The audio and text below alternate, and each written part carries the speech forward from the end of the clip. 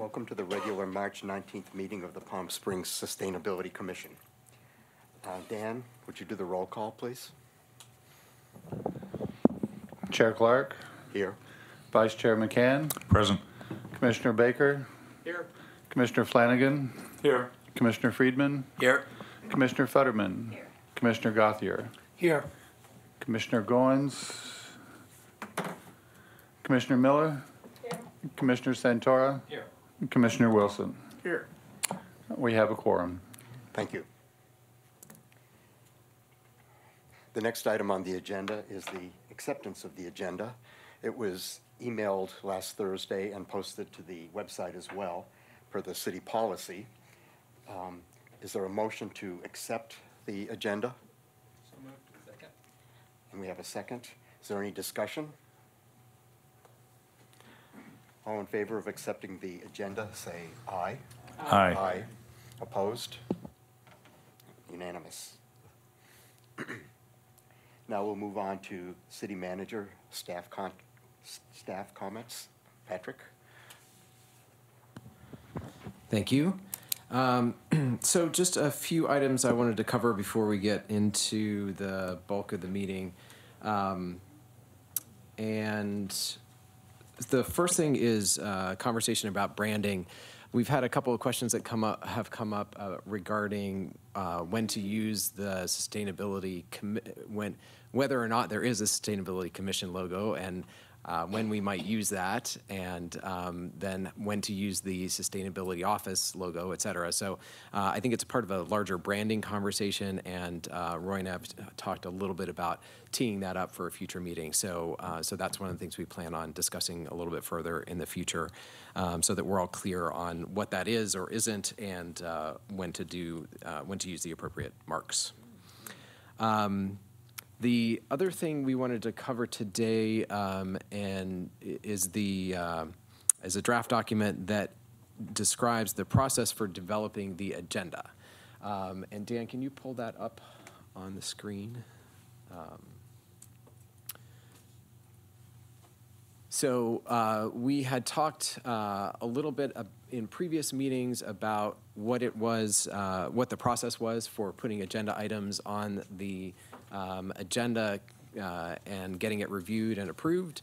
And so what we wanted to do was put together that process for you so that you could see it and comment on it and ask questions and see if we needed to document anything else that might be helpful for the group to have.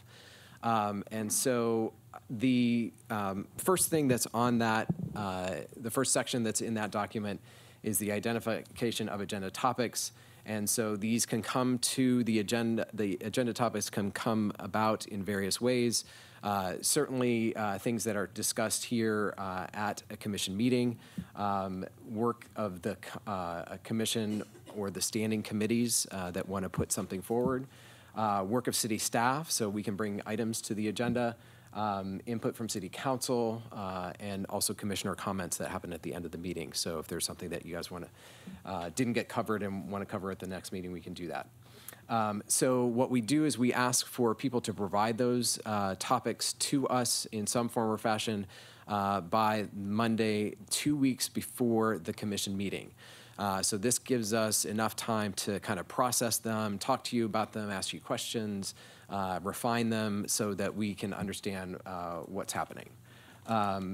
Then the next one was the refinement of the agenda topics. So again, Roy and I will work together on kind of fleshing these topics out and figuring out where they most best fit on the agenda, the time allotment for them, what information is needed to prepare for commission members so that you guys can have a good conversation about them. Precise wording of, for example, resolutions or recommendations. We try to refine those before we get here.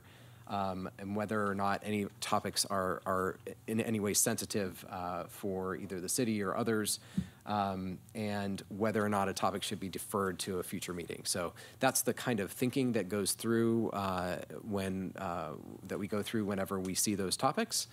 Then the agenda review process. Essentially, the commission chair and the city staff work to finalize that meeting agenda by the Tuesday before the meeting, the Tuesday before the week before the meeting. And so what we do is we pull everything together, and then we put that together in a packet, as a package for the city manager.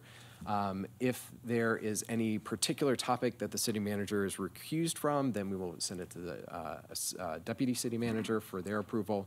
But they typically review all of the agendas for all of the different commissions, and will give us any feedback. And if they don't give us feedback, we'll go forward with the full agenda, and put it forward and publish it later on in the week. Typically, that process takes a couple of days, so we'll give that to them on Tuesday, and I think we usually hear back by midday on Thursday, one way or the other.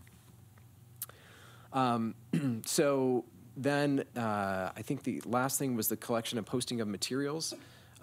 So this process is not glamorous. It's not as clean as we would like, but you know, we always have last minute changes. But anyway, so what we do is we collect up the materials that are associated with each of the topics, try to order them in a logical fashion, and put those all together to be distributed at least 72 hours before the meeting happens. So we will typically post those online to the Sustainability Commission agenda portion of the website, as well as sending that all to you guys electronically. So that's the process that we go through, and then hopefully in the future we will avoid sending you multiple emails and having to retract or change them. So we're working hard to not do that in the future. So any questions about that process or any concerns? Yeah. I would just like to say, this is so helpful. Okay. Thank you. Okay, you're welcome. Any other questions about how this process works or doesn't work? Any other things we should add for clarity? Yeah. Hi, thanks for bringing this to the table. Sure. Some of you might know the reason this got here was because I had an agenda item pulled without explanation, and then on the same evening we had an agenda item put on our agenda without explanation. So it was a little frustrating. So we had several conversations and wound up here. So I do want to be clear about a couple things. In the course of the conversation that led up to that, Yep. Back and forth with the former city attorney, it was clear that there was no regulation that allowed for the city staff to prevent us from bringing up a topic, but that they would feel comfortable and they should feel free to come to the meeting and discuss their concerns about it prior to action. I want to make sure that that's still the case. So I think the only caveat I would make to that is, for example, the conversation that we had with regard to whether or not a matter was of legal nature. So if it was part of litigation or something like that, then there was some sensitivity around that. And so we would have to figure out a path forward for that. So, yeah. Right, I get that. Yep. But still, it would be a conversation. It Exactly. wouldn't just be, no, you can't talk about this. Exactly. The intent would be to work that out during that refinement process, exactly, and that's the exact kind of thing that we would want to take care of beforehand and figure out how to manage that if we needed to at all. And then the last question I think I have is, when we do come to the meetings and we have a motion for approval of the agenda, that would be the time to discuss any conflicts that we may have or concerns we have about what's been added or deleted, correct? I believe it would be possible to make it, sorry. It would be possible to, at that time, make a suggestion about making a change in the agenda, and then the whole commission would have to vote on that. Yeah. Yeah, we would very much, both Roy and I both would very much like to avoid last minute changes of any type. So it just makes it a lot easier for everybody. So, okay, super. I'd just like to add one thing. The third bullet in the second, under the second blue bar. What information is needed to prepare commission members for any discussion or decision? That's something that Patrick and I have been talking about a lot, to make sure that our meetings are productive, that it's understood what the expectation will be after a presentation is made, and if any additional information needs to be provided to enter into discussion or make a decision, then we'll try to help prepare for that in the preparation of the agenda. Okay. Yeah, Jim. Maybe this is an operational question, but is there like a shared directory or drive or things like this, procedural documents are sort of kept? Because if this gets revised over time, it'd be handy to have one place to look for that. Is that? Yeah, that's a good question. I don't know if there's one that's publicly, like, for the commissioners to use.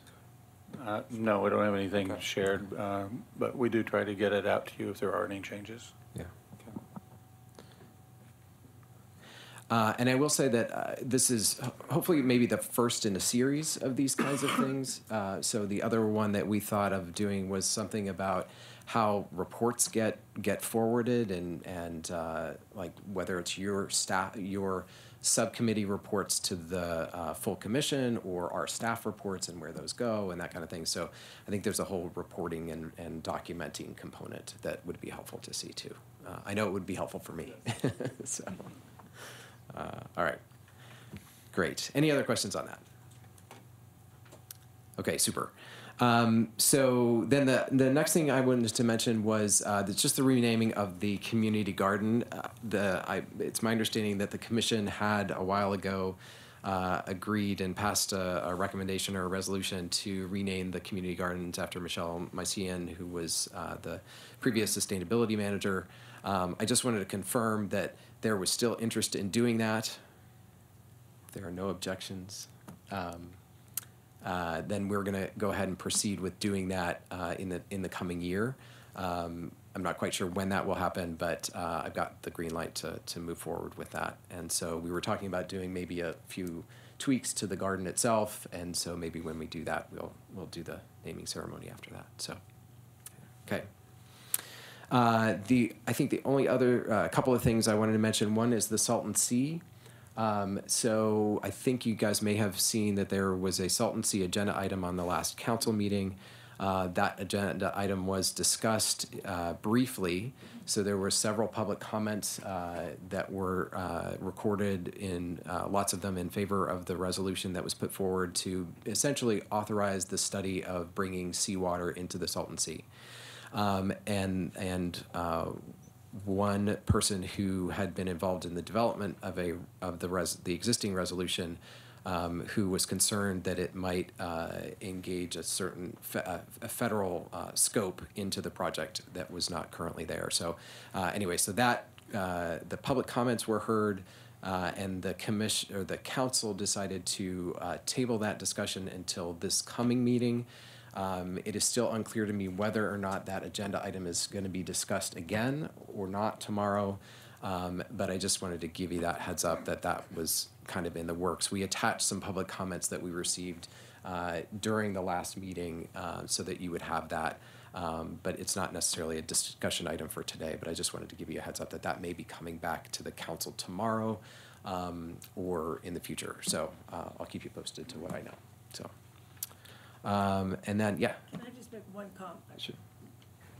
One comment on that. This, the idea of bringing seawater from the Sea of Cortez or having a desalination plant it's old, and it's been non-productive before. It's been studied before, and it gets down to the money. It's not necessarily a good idea. I think we have to look at this very carefully.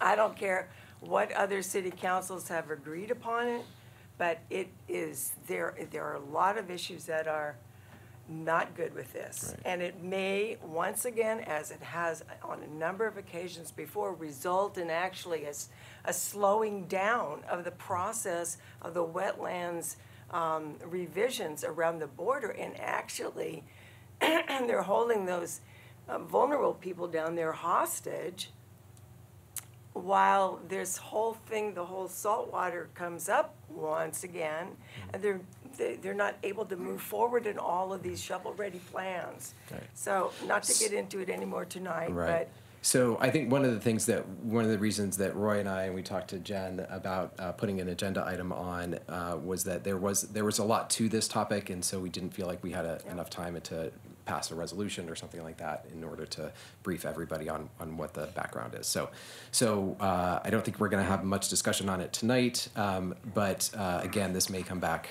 at some point in form or fashion in the future, depending on what the council says. And then the last thing was, I had mentioned last time that I had met with the bike group. I'm not sure what the name of them is, but the bike aficionados in town. And one of the things that they had promised to get me was an example of a new bike map that had a bunch of different elements on it. And so we just received that today, and so we'll share that with you guys.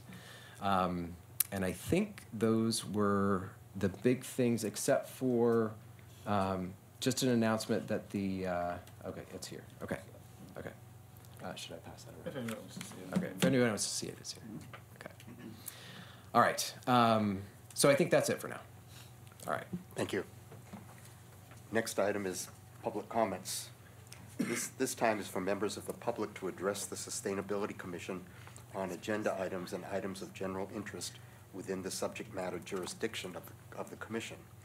The commission values your comments, but pursuant to the Brown Act, cannot take action on items not listed on the posted agenda. 3 minutes are assigned for each speaker. Do we have any public comments tonight? Jessica, please come up to the table and state your name.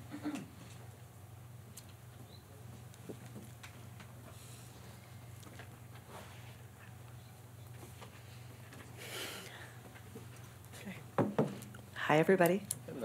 It's really nice to see you. For those people I don't know, my name is Jessica, and I was on the commission not that long ago. And it's really great. I'm coming to talk to you about the Salton Sea, and I will be under 3 minutes. And I'm speaking and reading this because I am nervous. You don't believe me, none of you do, but I'm actually nervous to talk to you. Okay. I know you don't believe me. Okay. Okay. I come to you guys this evening as a member of the Salton Sea Coalition, and we're a group of local activists that really care about the ecological disaster that's happening at the Salton Sea. So I want to clarify a little bit about what is actually might come down from the council and where I fit into that and how I wanted to move forward. So a resolution was passed to all the cities in the Coachella Valley asking for approval, support, between an MOU between Imperial and Riverside County. The amendment that my group is asking for is not actually asking for seawater importation. What the amendment is asking is for the inclusion of consideration of a long-term solution to get water into that sea. It is our belief that the MOU for cooperation is being floated to support a specific plan that has to do with development and has nothing to do with ecology. And it's actually harmful in the long run because it takes tax dollars and congressional dollars to restore the sea and puts it into development of a water ski area with no really plan on how they're going to maintain certain sea levels and nothing to do with ecological restoration at all. This is about basically, I'm not going to say a casino, it's not a casino, but a water ski resort and housing. And so that's really what it's about. And so what happened was our group was trying to, we don't like this plan that's being floated at all, but what we're trying to do is if I have to go, tell me, put in an amendment to say, let's not shut the door on a long-term solution because we don't think we should go forward with development when there's no plan to restore the dying sea. So that's where we come from. So I hope that clarifies kind of what the issue is. So what happened in the last meeting was we got up with our little shirts on. And we were like, please do this, right? And then all of a sudden, Manny Perez's office came, and they came in, and the council was like, whoa, this is a heated issue.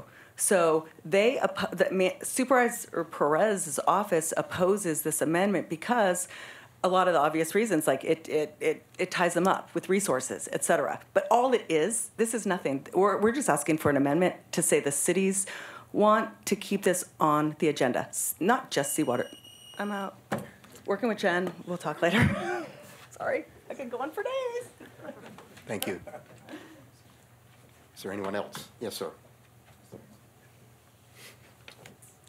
My name is Kim Floyd. I live in Palm Desert, And I want to thank this group for the work that you do and the leadership that you provide to the whole Coachella Valley. I think certainly in the work that I do with Palm Desert, we're cognizant of the leadership that you all provide here. Let me first introduce the idea of, or the concept of, a new environmental group associated with the Courageous Resistance Group. So we now have a Courageous Resistance Environment Group, and we have several members here, and I suspect that they will be, along with me, interacting with you periodically here in Palm Springs as well as with other cities. Our objective, Courageous Resistance Environment, is to bring the issue of climate change and the decisions to be made about climate change down to the local level, which is a lot of what you already are working on. And we're in hopes that we can work closely with you and take some of your good work to other cities across the Coachella Valley. I'm here speaking both personally but also for the Sierra Club. I'm an activist with the Sierra Club. Of the issues that are out on the table that you all might consider, and probably have considered, one of the best opportunities, I think, for us to deal locally with climate change is the Desert Community Energy operation. And you may know that your council is discussing how you will join the implementation, not join the entity, but join the implementation. There's been some discussion about it. Cathedral City and Palm Desert both have gotten nervous about the proceeding. As the Sierra Club, we are strong supporters of community choice energy and believe it's something that we can do locally that's important for us. To try to deal with climate change at all levels of elected officials. The other thing I would mention is the Climate Reality Project. It's on the agenda, but I just want to mention it. The Sierra Club certainly supports the issues and concepts and ideas that will be presented. What the Sierra Club has not seen the actual proposal that'll be discussed today, but certainly the dealing with climate change is important. Thank you. Thank you. Is there any other public comment? Yes, sir. Hi, I'm Mark Accomando. I work with the Center for Spiritual Living in Palm Springs.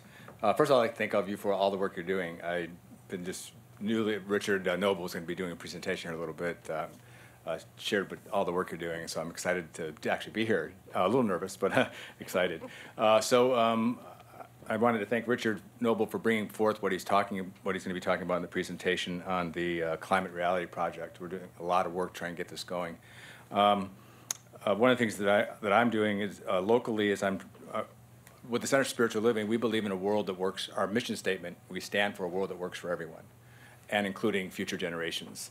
So climate change and what's going on with our climate is huge and important. I'm working locally, nationally, and internationally with our communities to get this to this Climate Reality Project to go.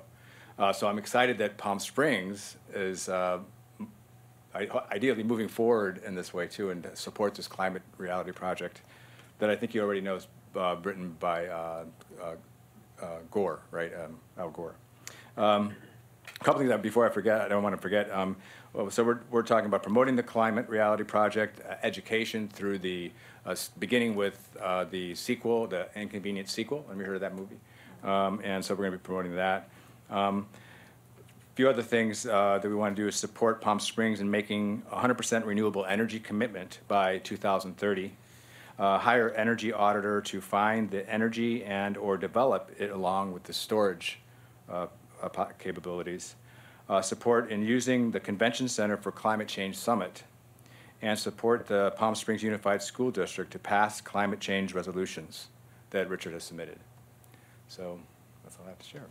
Thank you all for your, yeah. Thank you. Ask a question? Yeah. No. So. you can't. No. Oh, you can't? Okay, Oh, never mind, never Okay, mind. later. Okay, thanks.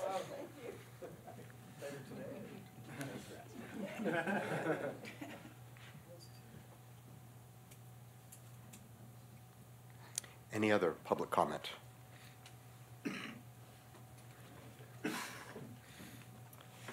Hi there, I'm Jane Garrison. I live here in Palm Springs. I'm here to, it's going to be a little backwards because you haven't heard Jim's presentation yet today, but I'm here to say that I'm in support of what Jim is going to present to you today, which is enforcing what should have already been enforced, which is no dogs on our hiking trails in Palm Springs. I want to let you know I'm a huge dog lover. I have 2 dogs. I'm very active with animal issues. But I met with the U.S. Fish and Wildlife Services, the 2 lead biologists for this area. I met with the lead biologist at the Bighorn Sheep Institute.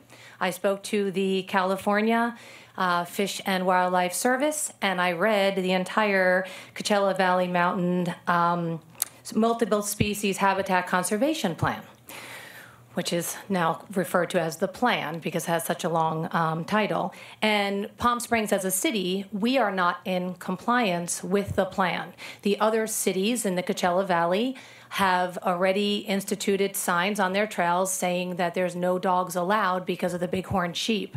According to the Bighorn Sheep Institute, we're the only city that is not enforcing it, which seems so backwards to me. We should be the city that's leading this.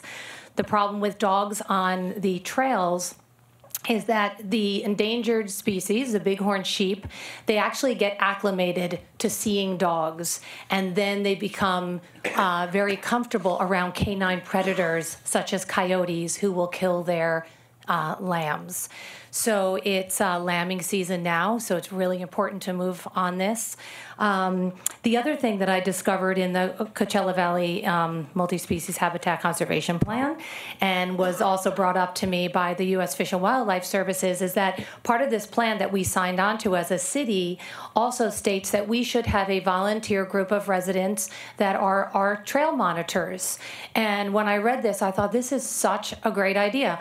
I somehow feel like a trail monitor when I'm hiking because I'm always telling people about trails and which is difficult, which is easy, to watch for rattlesnakes. And it says in the plan that we should have this. And I think it's a really fabulous thing, not only for enforcing things like not having dogs on the trail, but it's a great reminder for people to have enough water, to watch for rattlesnakes.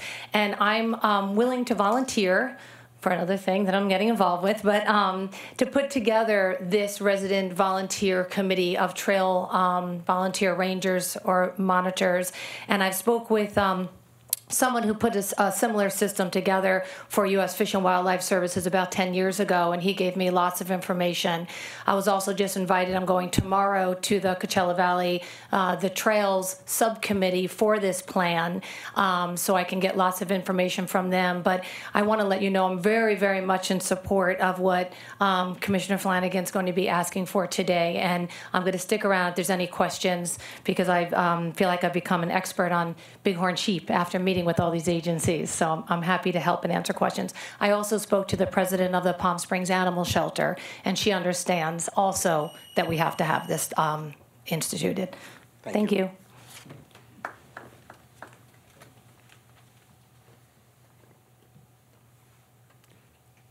Are there any more public comments?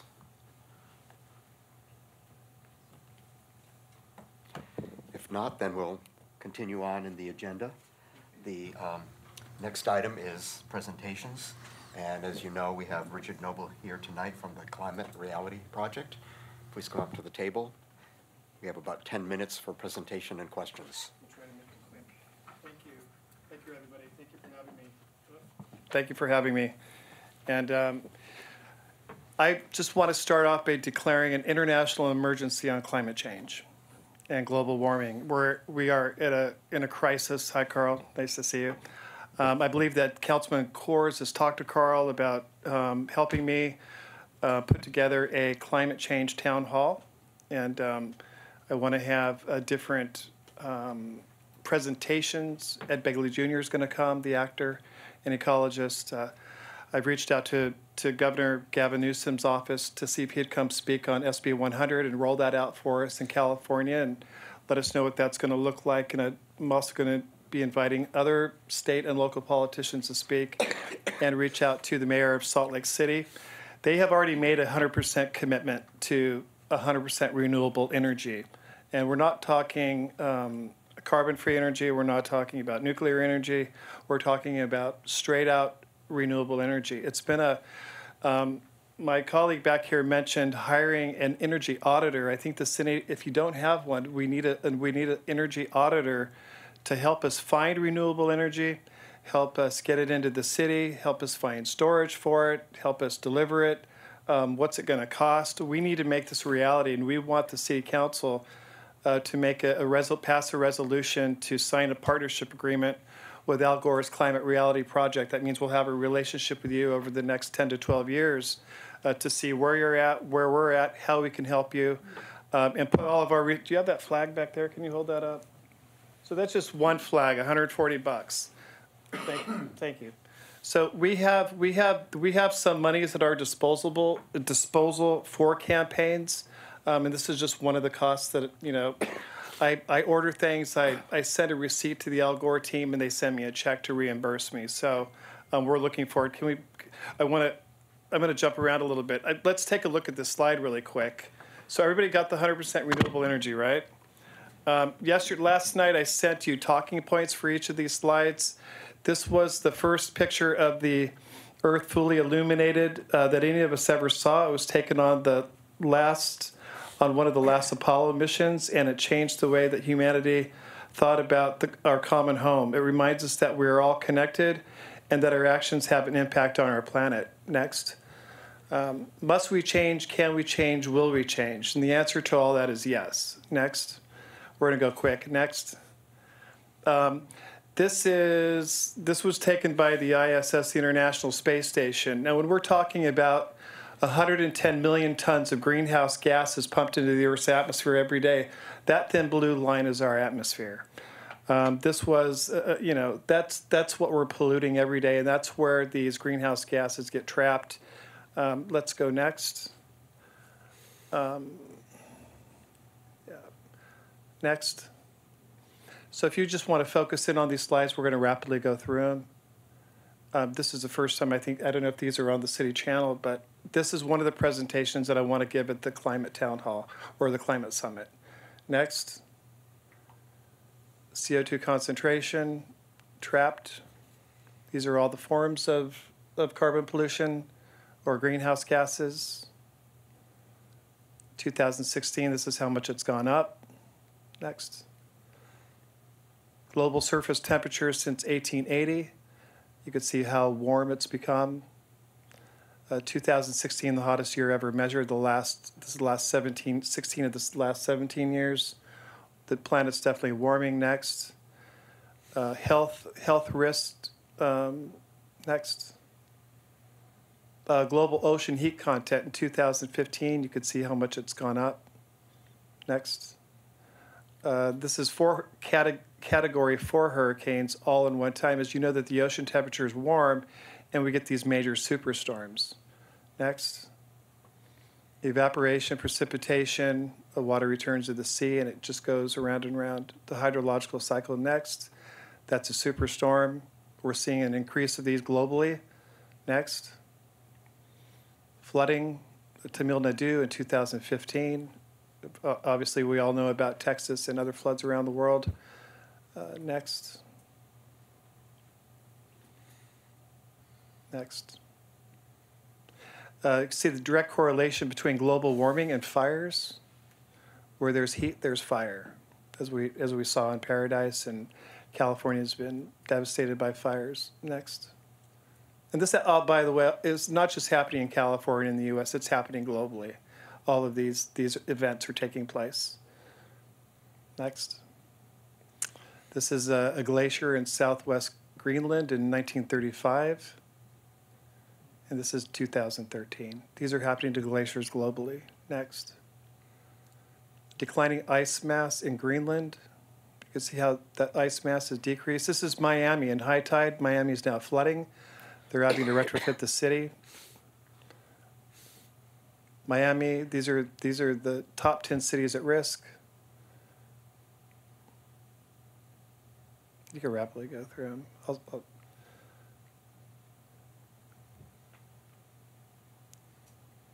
5 minutes, it's maybe a slide. 5 seconds, sorry. So now these are tropical diseases that are on the move. The Zika virus is because of global warming is on the high increase. All 50% of land-based species in this country, we're losing them now. Now this is the cost of carbon. So political instability, floods, mudslides, wildfires, drought, storm damage, ocean acidification, infrastructure loss, climate refugees, species extinction, melting glaciers, famine, water scarcity, ecosystem loss, our way of life, infectious diseases, and the sea level rise. So must we change? Yes, we must. Can we change? We have the solutions at hand.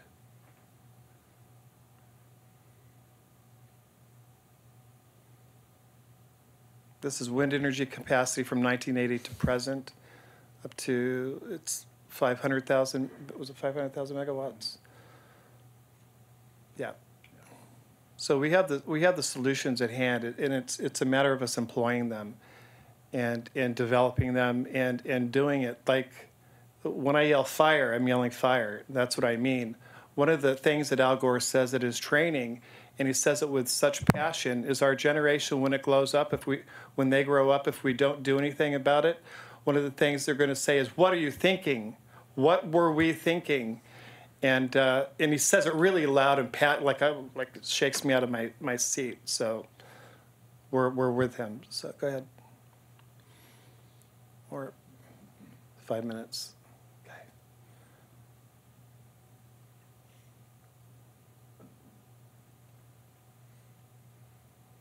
See, the cost of solar has come down. This is I believe this is a hut in Africa. They're using solar now. It's wonderful. The Chilean solar market has really gone up. It's happening all over the world. People are investing. Chile, and you could see the rise in they've added 13.3 gigawatts of solar projects approved under new construction. It's a lot of hope. Enough solar energy reaches Earth every hour to fill all the world's energy needs for a full year. That's pretty remarkable. When Hillary said she wanted to build 1 billion solar panels, that got my vote and my attention. So we need to really move in that direction. Okay. LED lights. Now, just a few years ago, you could get 1 or 2 cars that were building electric cars. Now we have all these manufacturers right now in production and rolling out electric cars around the world. Industry is changing. So can we change? Yes, we can change. Will we change? The Paris Agreement, virtually every nation in the world agreed to work together to achieve net zero greenhouse gas emissions. People's Climate March in Washington, D.C., 2017.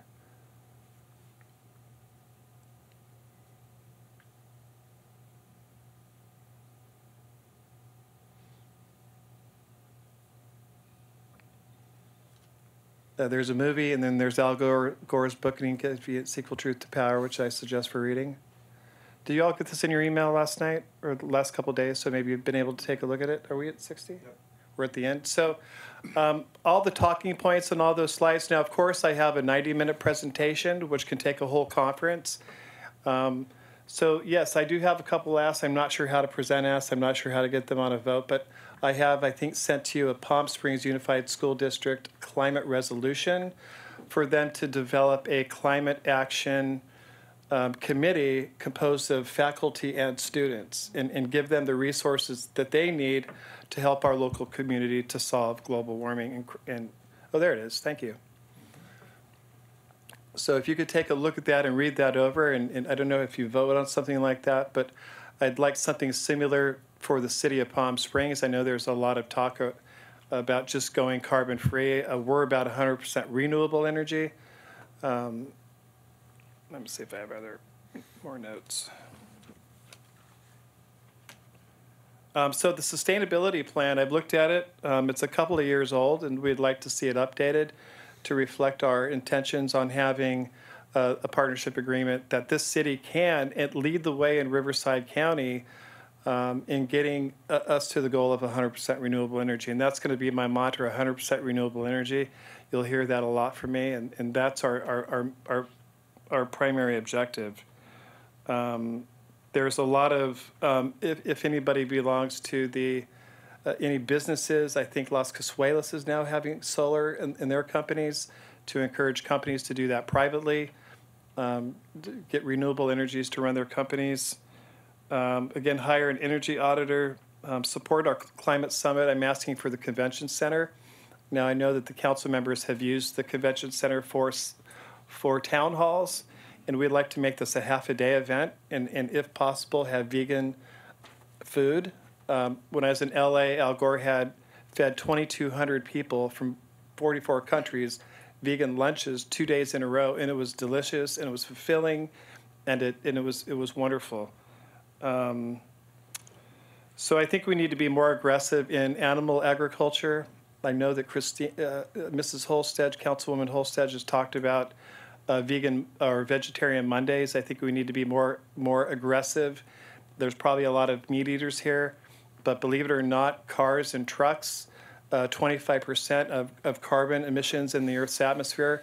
Animal agriculture is 25% also with methane gas, which is a much more hardier greenhouse gas, and it absorbs a lot more heat.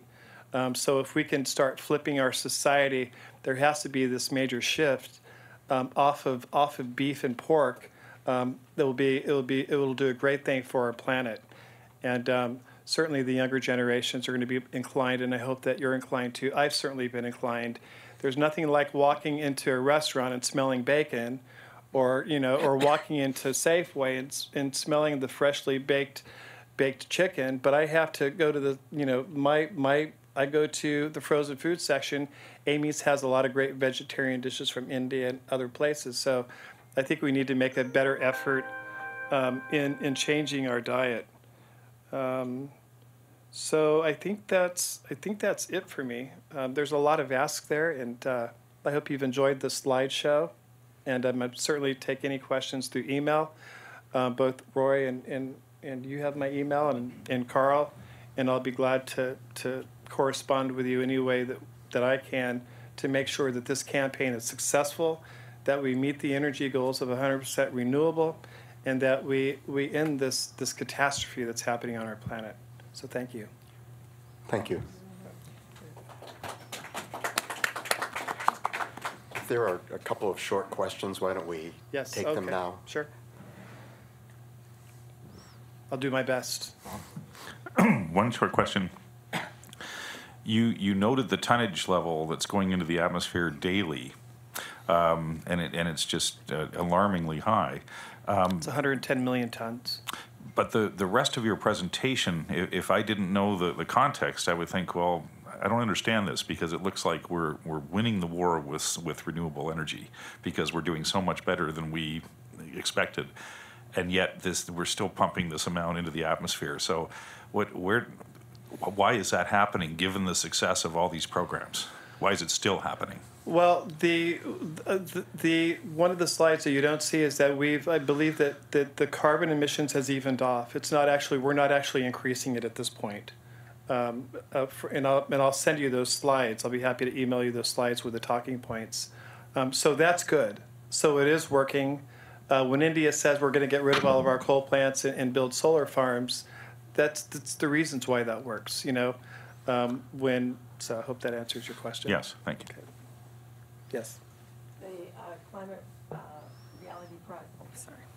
Climate Reality Project has also just recently come out with the emails about banning fracking, which joins a whole bunch of other organizations. Mm-hmm. And of course, many states, many cities, New York City, I believe, has banned fracking. I don't anticipate fracking coming into the Coachella Valley, of course, you never know. But I think it's a statement that a city can make if they ban fracking. I mean, even if it's not on our doorstep immediately, but it's a statement I think that a city could make. And one that would like to be leadership, show leadership and sustainability, that's something that we could do. Maybe we could put that in a resolution with a 100% commitment to renewable energy. True. If you guys have the will for that, and I think we do, I hope. Carl? So the goal is to have the city be 100% of renewable energy by what date? 2030. So it's the same as the school district. Yes. And by the city, we mean all city-owned buildings, cars? Well, What exactly is this, the airport?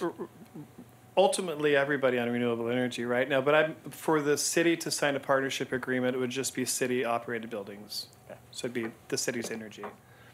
I'll work with, I'm still working, trying to get a presentation with the Chamber of Commerce to sign up individual businesses in the school district. So, yeah, we're working on that. Thank you, Richard. You're welcome. Thank you. Moving on to the recycling report. Gary? Did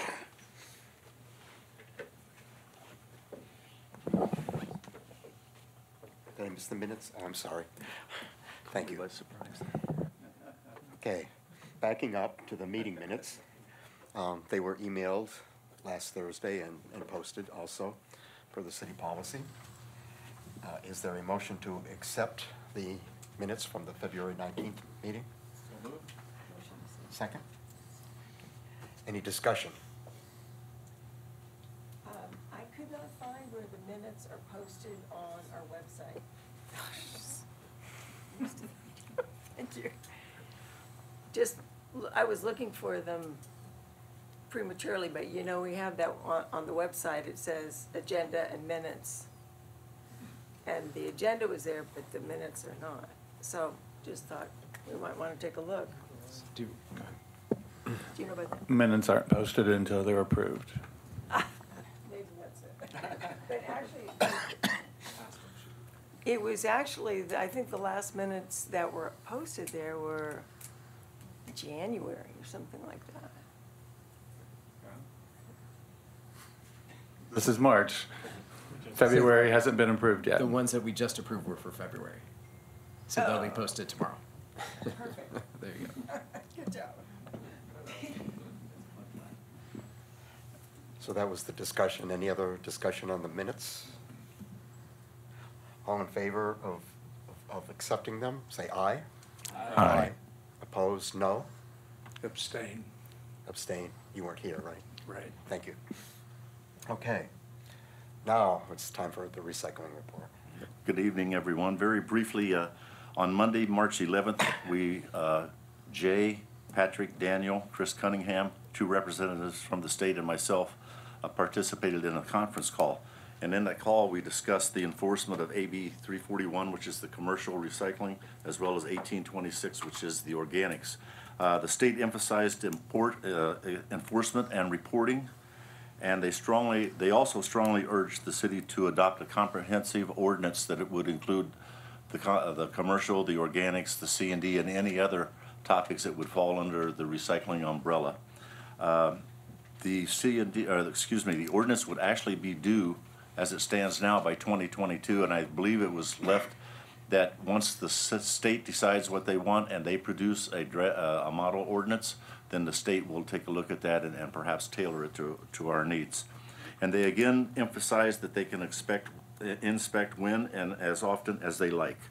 That was followed up on Thursday, March 14th by a field visit from Andrew Smith with the state. And we visited about 10 sites to include HOAs, commercial sites, as well as the larger producers like Desert Medical. Andrew seemed to be very pleased and impressed. Actually, he commented that he's amazed at how well the city does do with the recycling program. So that was encouraging. And I think that's about it. Anything else on the trip? The only other thing I would emphasize is the emphasis that they had on enforcement and encouraging us to send out non-compliance letters on a quarterly basis as opposed to annually with regard to the organics collection requirement. So we're supposed to be up at, I think, 50% this year. And so making sure that we are doing everything that we can to encourage that among the facilities that are required to be compliant with that. So that will be stepped up. John? So the primary focus of this was organics and C&D, is that right? No, not C&D. It was commercial recycling and organics. Okay. Yeah. Co- Because so we don't have commercial a recyc- C&D ordinance, so there's not anything that we can really do at this point. We can urge them and encourage them, but we can't enforce it. So recycling, including the things that are being currently warehoused or that are being landfilled because we don't have a source for them to go to these days. The reason why I'm bringing it up is that several meetings ago we had a discussion about how our sources for taking our recycled materials have dried up basically. And I know at the time it wasn't well known yet, but I think it is now. It's been on the national news that sort of the recycling system is broken. And so I'm wondering if there was any discussion about that at all, or if there was any thought about what to do there. If we're asking people to recycle. I hope this answers your question.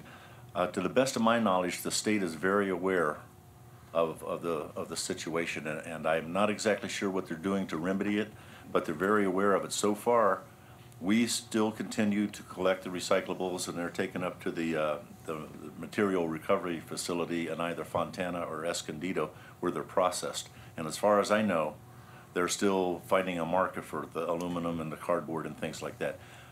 I'm not sure that the state has an answer. I'm not sure which direction they're going with this issue.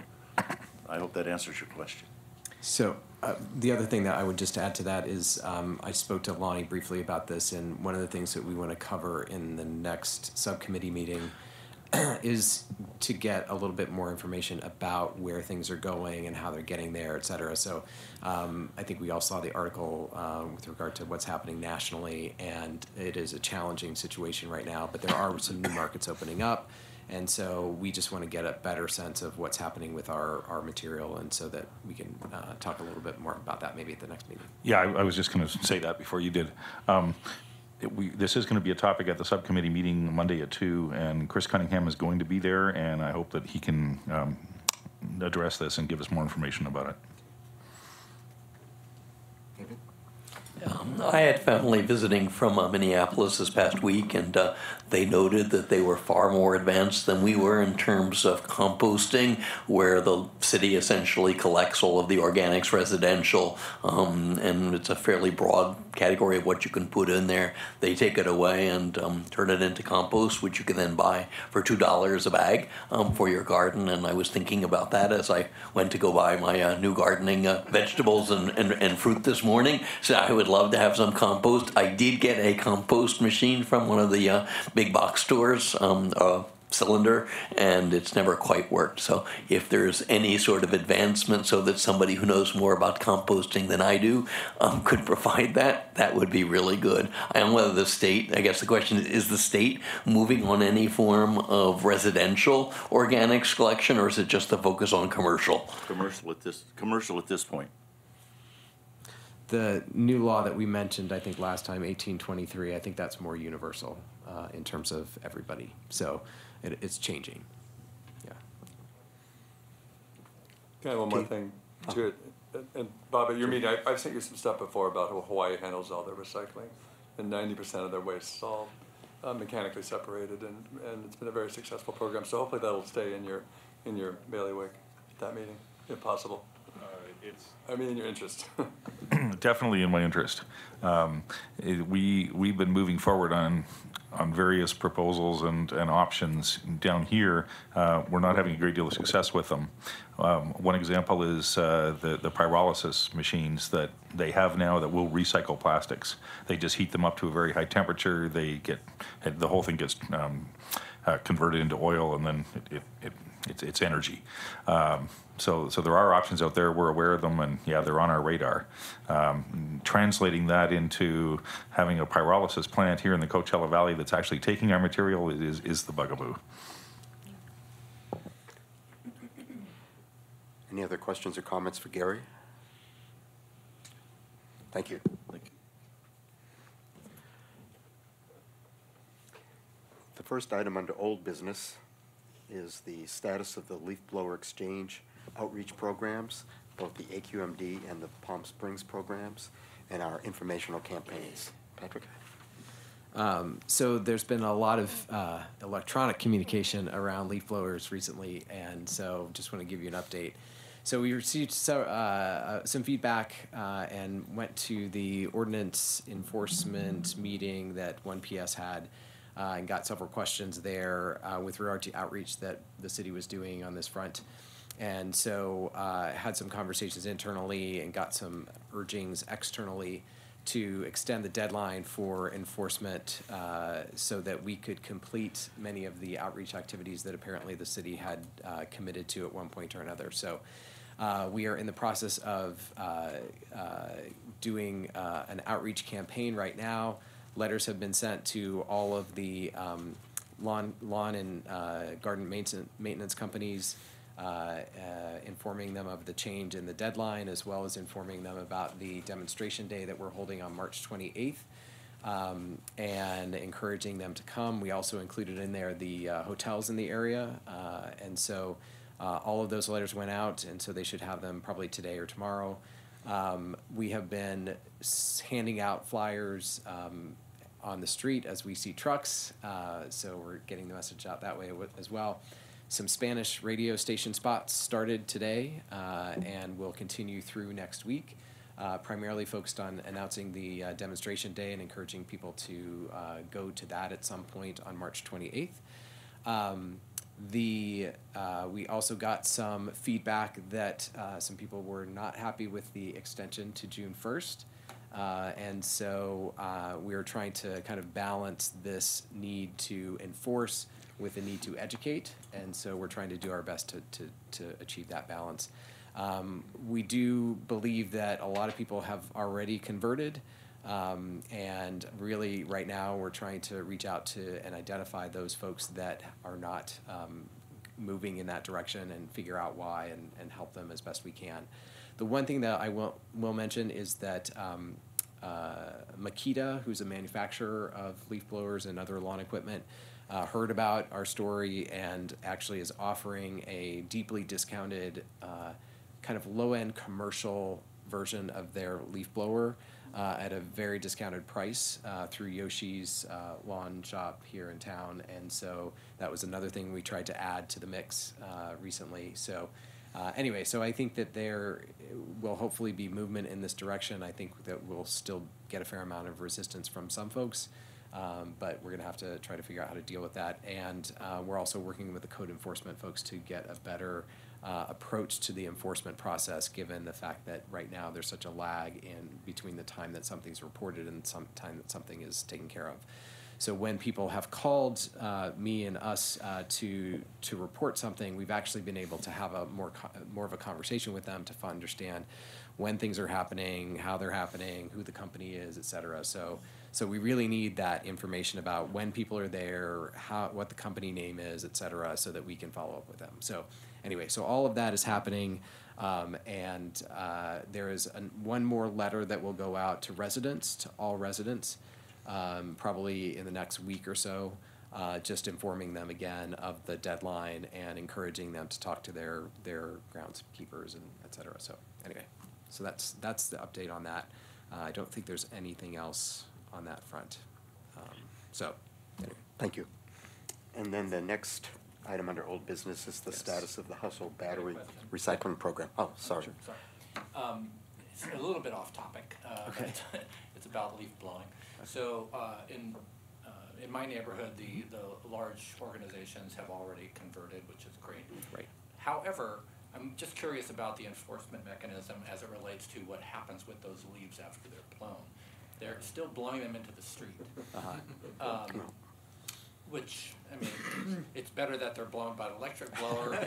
But they're not supposed to be going into the streets and right. the sidewalks either. So is it the same enforcement group that handles both of those issues? Yeah, it's the same. Right. Yep. And actually, I'd like to add to that, when the leaf blower ban was approved back in 2017, there were two more items added to city code. One was that it's unlawful to blow leaves into adjacent properties. The other is that it's unlawful to blow leaves into the streets. And those came about as a result of the many months of testimony and complaints and correspondence that we received about the leaf blower ban. So people should be encouraged to report those violations as well, because they were, people were very emotional about those problems. So gardeners can be cited for those violations. And in the letter that went out to all of those companies, it does say that those three things up at the top, including the. So. With the demonstration, will they have the professional quality ones, or will they have the homeowner ones? So they will. It's primarily geared towards commercial grade folks. But what I'm going to do is I'm going to try to talk to Yoshi and make sure that his models are there as well. But there are, and I did ask the guy who's hosting this if he's going to have a range of units there, and he said he would. So anyway, so I think that there will be a wide range of things there, but it's primarily geared towards commercial folks. Great. Okay. And they work amazing. I saw one the other day, and I wasn't sure if it was on or the guy was just lost. Yeah, they're very different. And then one more thing is, I know we have a booth coming up at PS1. Yeah. Can we get a blower for that, or just to have one around? You know, that's an excellent question. I think we could. I talked to Heather today, who does the maintenance for downtown, and she was encouraging me to come over there. And I know that they have a unit that they're not using because they don't like it. So we could probably bring that. So anyway, so I probably have something there. Okay. Anything else on leaf blowers? Then the next item is the household battery recycling program status. So we were really hoping that we would have everything together and purchased by the time 1 PS picnic rolled around, but we're not quite there yet due to some internal financial accounting issues. So we're trying to make sure that get the money in the right place so that we can actually purchase things. And so we're very close. But we've got the poster finalized, and so that's all done. We do have our model tube that we will definitely bring and let people know it's there. We have finished the design and the language for the packaging, and we've identified what package we want to have available for people so that they can store their batteries. We're getting basically a cardboard box that will be imprinted with all the information about the program on it. And so we'll be giving that out as well as kind of raise awareness, that kind of thing. So anyway, so we've got our plan in place. We're ready to launch. We just won't have it quite by this Saturday. So, but very soon thereafter. Yeah, Carl. I have no idea the validity of this, but years ago I did see something on YouTube or Facebook where storing the batteries to discard once they're together, that does create a fire hazard of these loose batteries just being in a cardboard box, like in your garage, for example? So there is more of a problem with, I have not heard of a problem with the standard batteries, but lithium batteries are of concern. And so we have on the label of the box, as well as in all the messaging that we have, to tape the ends of the lithium batteries.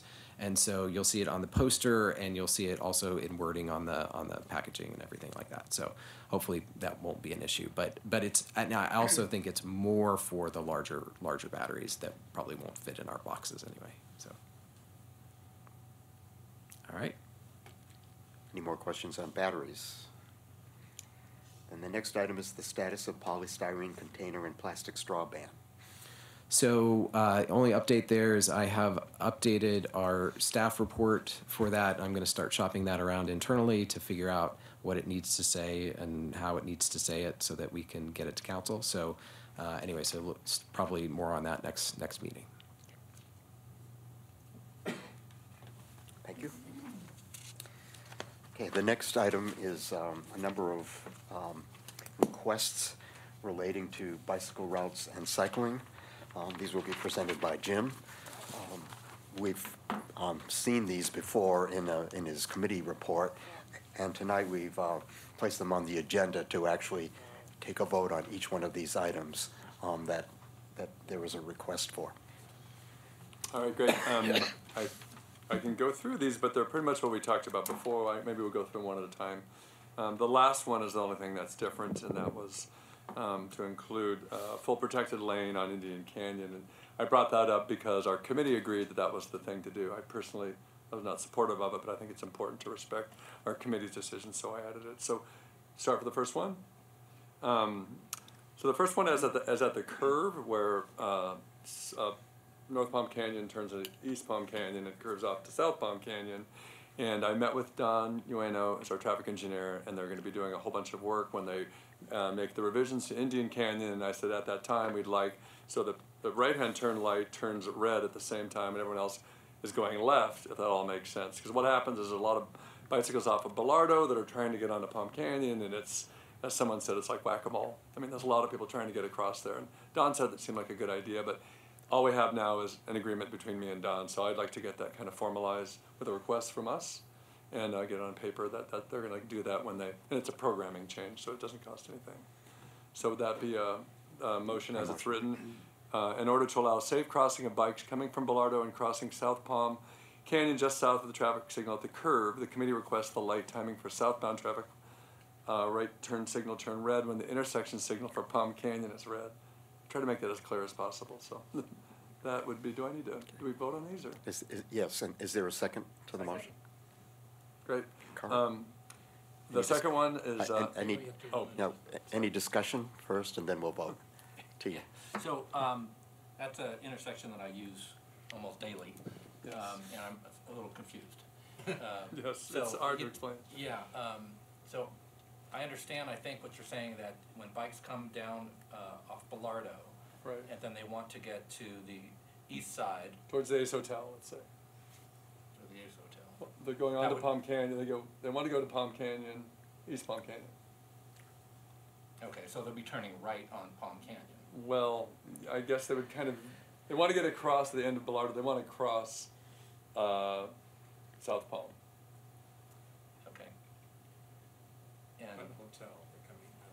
No, I understand. I'm just trying to think of the traffic that's coming southbound on North Palm Canyon, or it's actually South Palm Canyon.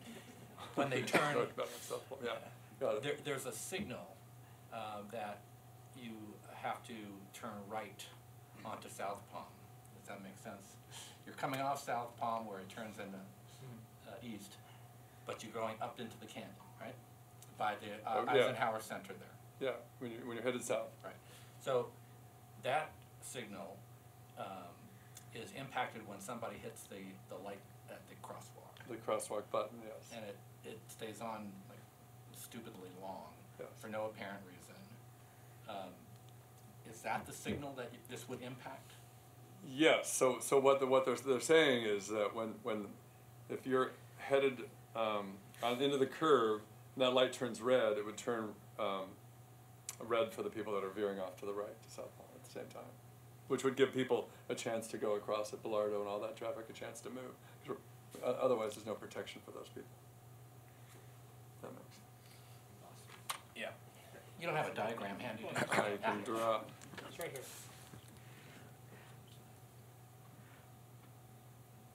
I guess it kind of goes like that. You know, the intersection is really dysfunctional for a variety of reasons, not the least of which is the bike traffic, but I'm thinking if I'm coming down Bellardo and I want to go on East Palm Canyon, I don't need to cross there. That's the thing that's... Here it is. Here's the drawing. So Ace Hotel's over here, and you're driving, this is the curve. Right. So what would happen is when this light turns red for these guys, this would stop the people from veering off to the right at Palm Canyon. So it gives these people a chance to get across. I mean, technically, I guess they could kind of get back down over here and get over to the crosswalk and take their bikes onto the crosswalk. But there's a lot of people waiting to cross here. That's the hard part. Well, okay, wouldn't it be safer to go up to West Palm? Dan's pulling it up on the big screen. No. Anyway, I'm just thinking about, it's going to complicate it here for flow of traffic if they want to go east. It would be much safer to direct them to go Well, tell you what, right instead of going left. It's a complex issue that traffic engineers probably know best. But so why don't we say, we would recommend that Don, the traffic engineers, look into, the feasibility of doing this. And that's really what the recommendation is. Yeah, they're professional judgment. Right. I mean, I'm just saying you see a ton of tourists on Bellardo trying to get back to the the Kellington Tropics and Ace and all those hotels, and they just kind of are looking and they just dive across. So, can we change it to that? So- That you could accept. Yeah, we'd have to vote and then amend the resolution, yes. So shall we do that? We have a motion and a second. We've had some discussion, we can take a vote. If we vote it down, then we can have an amendment to the request. All in favor of the request as written? Aye. Aye. Aye. Opposed?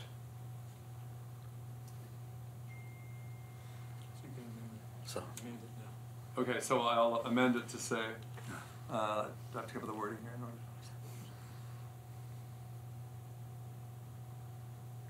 The committee requests staff investigate changing the light timing for southbound traffic light to determine it. So insert committee requests staff investigates changing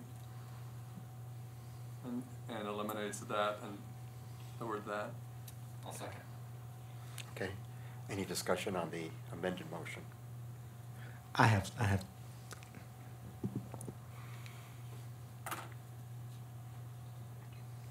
Sure. If, Dan, is it too late to pull that map back up?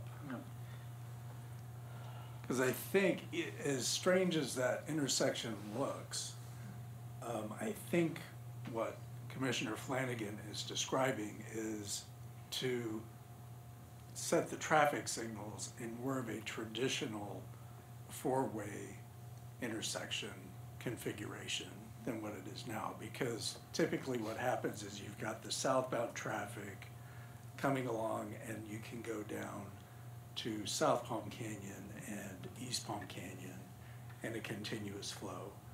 Whereas what you're talking about is having a stop at South Palm Canyon while you can go onto East Palm Canyon. And Right, but like a four-way intersection where both lanes would be stopped instead of just Palm Canyon, even that little side lane would be stopped. right. And again, Don said this whole intersection should be redone, so, I think we almost have to defer to how they're gonna redo it all. He says it's a problem intersection that needs to be redone, because there's been some pedestrian incidents there too as well, so. Right. So the change really is not to request the change, not to request the light change, but to have the city staff investigate. Right, a light changing the change. timing of that light Changing for the that, timing of the whatever light. that, for the feeder Right. that feeds from South Palm Right. to South Palm. This is just one of several of the Hotspots 2.0 projects that have been enacted or funded for pedestrian and vehicle and pedestrian safety, not only along South Palm Canyon, but there are several projects along Yeah. South Palm Canyon in the downtown area and North Palm Canyon. So, And it's one that affects bicyclists a lot, since Yes. Florida's a big bike path, a lot of people are getting from there to Palm Canyon, I noticed, so. okay. So we have a restated motion. Was there a second? Yeah. Okay, so, T, any discussion? can you just restate the amended motion one more time to be sure? In order to allow safe crossing of bikes coming from Bilardo and crossing South Palm Canyon just south of the traffic signal at the curve, the committee requests staff investigate changing the light timing for southbound traffic right turn signal when the intersection signal at Palm Canyon is red. All in favor, say aye. Aye. Opposed? It passes. Thank you Okay. for letting me do that. Next. The next one, there's a picture actually that goes with this next one. And this was a request of Robin Abrams in our committee. It's this picture here, if you're searching for it. And what it is a green lane that's painted, and I believe this is in Phoenix, it's in Arizona.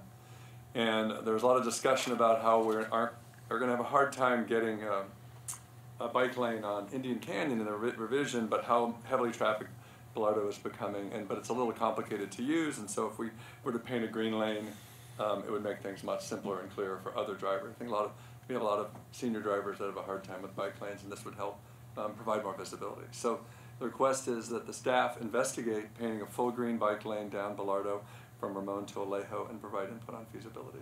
Don thinks told me it seems reasonable to look into, but I just kind of want to get an official reply from him. So that's the motion? That's the motion, yeah. Second? Second. Yes. So this is in lieu of the carrots that we use, the chevrons, I mean? Yeah, this is in some turning from just sharrows to making it a green painted line to just add the visibility through that congested area. There's a lot of hotels and turning and stuff like that, just clarify. Do we use that solid green line anywhere else in the city? Yes. That's a class 1 or that's a class 2 bike lane. I think a class 1 is separated. The class 2 is a painted green line, and I take them all the time, so I should know where they are. There's a new one that we just painted on Laverne from South Palm Canyon to Sunrise. Tockwitz. Yeah. Tockwitz. Mesquite has one, the whole length of Mesquite. There's a number of them, so it's universal. Any other discussion? Point of clarification, we've got buffered bike lanes in some of the locations, but I don't think all the ones you mentioned are painted green. There's no mixed use, so that's why we're asking him to investigate, what is Phoenix doing, and is this something we could do? We ready for a vote on this item? All in favor, say aye. Aye. Aye. Opposed? No. Passes. Great, thank you. The next, item C. The third one, so there was discussion when Don did a presentation about the revamping of Indian Canyon, and he mentioned that there were going to be sharrows and various signs and things. When I looked through the winning proposal of the bidder that's going to do it, I didn't see any mention of anything like that on there. So I just wanted to get confirmation from him that we will have those things, bike lane sharrows, and sign indicating it's a class 3 bike lane, which just means bikes and cars can go together. So that's the the motion? That's the motion, Is yeah. there a second? Second. Carl? Any discussion? Yeah, just a question about the format of the motion. If we're asking them to confirm something that they may not plan for, how would that impact their plan? If I recall correctly, when they did the presentation, they did mention the idea of the park, because they talked about parking and doors opening and having the bike lane. So that was in their original presentation they gave to the commission. Okay, but if they've changed their plan, that would be the question. Yeah. I mean, if that's what we're trying to find out, right? Yeah, I just didn't see it in the proposal, so I want to reaffirm that what's being done, so. I mean, just a point of clarification, I support the motion in its intent, but I don't want them to feel like we made a motion for them to do something if they've actually changed their plan without any feedback. Ready to vote on this? Okay. All in favor, say aye. Aye. Aye. Opposed, no? Abstain. Okay. One abstention. Thank you. And finally, item D. All right, again, like I said, item D was put on the behest of our committee, who firmly believe that there should be a full protected class 2 bike lane on Indian Canyon. I think we've had a number of discussions with staff that's not going to be practical, or it's not going to happen. And Patrick and I have talked about that a few times. But I thought it was important to respect our committee and put it on, so that's the motion. And it's recognized that it does not mean now, but next time. Yes, at the next major capital when they're revamping Indian Canyon. Okay, so that's the motion. A second? Second. Okay. Any more discussion?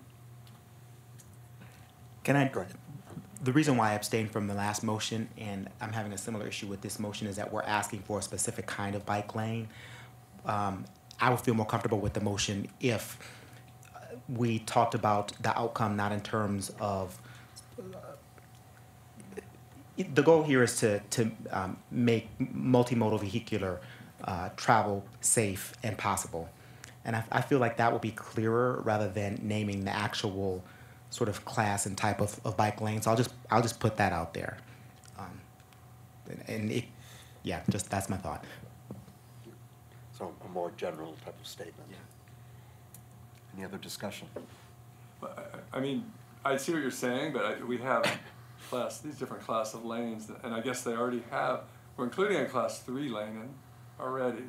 So I think we have to be a little more specific about saying, we want something more than a class 3 lane. We want a protected soul lane, so that would be a class 1 or a class 2. I mean, I could put class 1 or 2 in there, if that helps.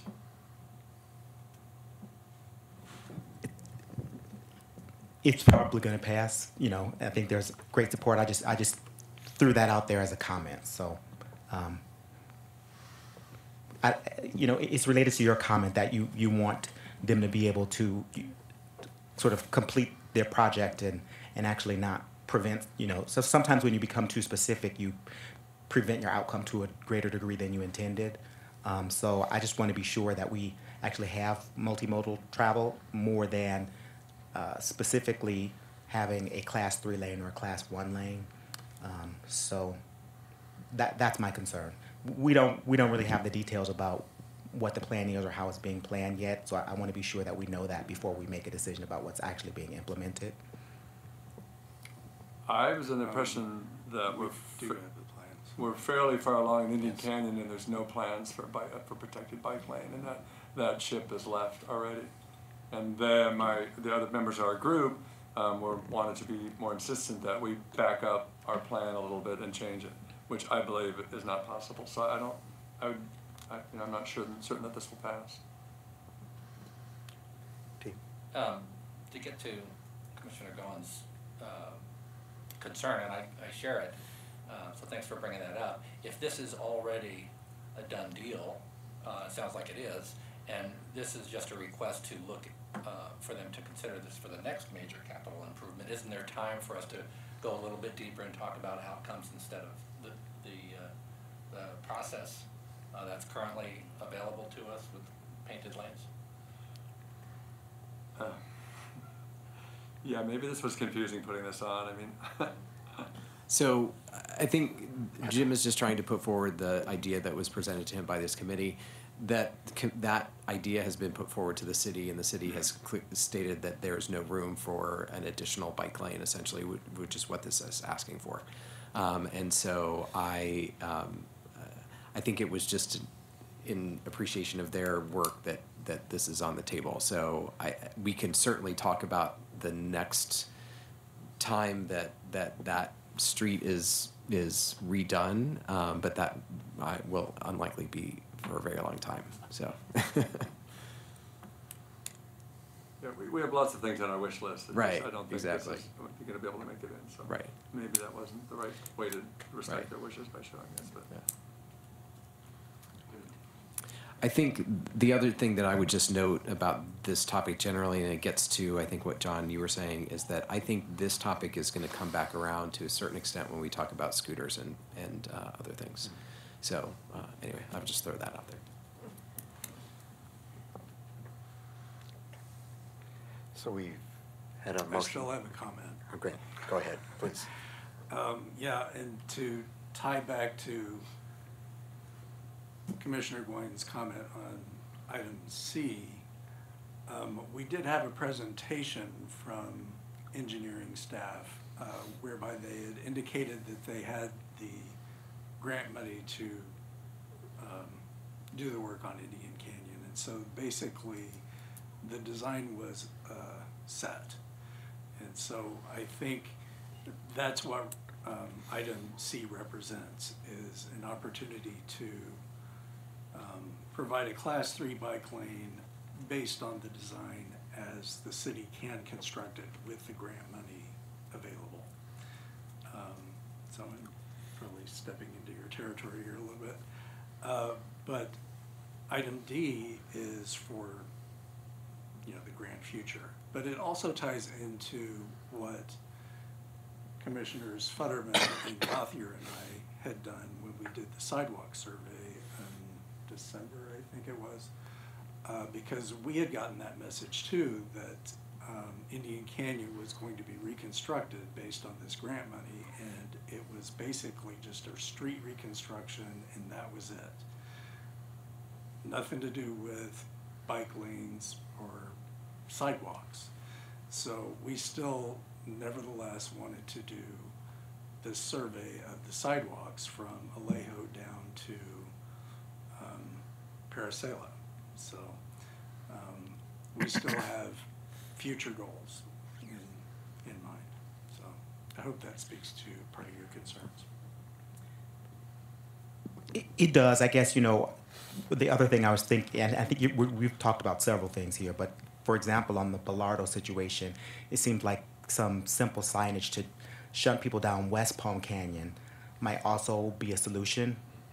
And so it's those kinds of things that weren't considered yet that I thought might need a little more thought. And so I think the intent is right, multimodal transportation, make sure that bikes are safe, but I just wanted to be sure that we really had come up with the best solution, and I wasn't sure of that. So that's why I abstained. I didn't want to prevent the motion from passing, but yeah, so my thought. Yeah. Just trying to add some information. Yeah. Great. Any other discussion? So, are we ready to vote on request D? All in favor, say aye. Aye. Aye. Opposed? No. No. Yeah, we'll have to do hands. In favor?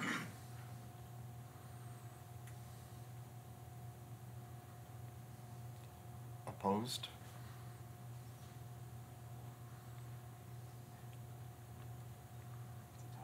It's a tie. I'll actually vote in the affirmative, actually, for D. So wasn't that 5 and 5? I hadn't Six, voted yet. it would be 6 and 5. 6 and 5. Okay. Okay, All right, thank you. thank you. Thank you.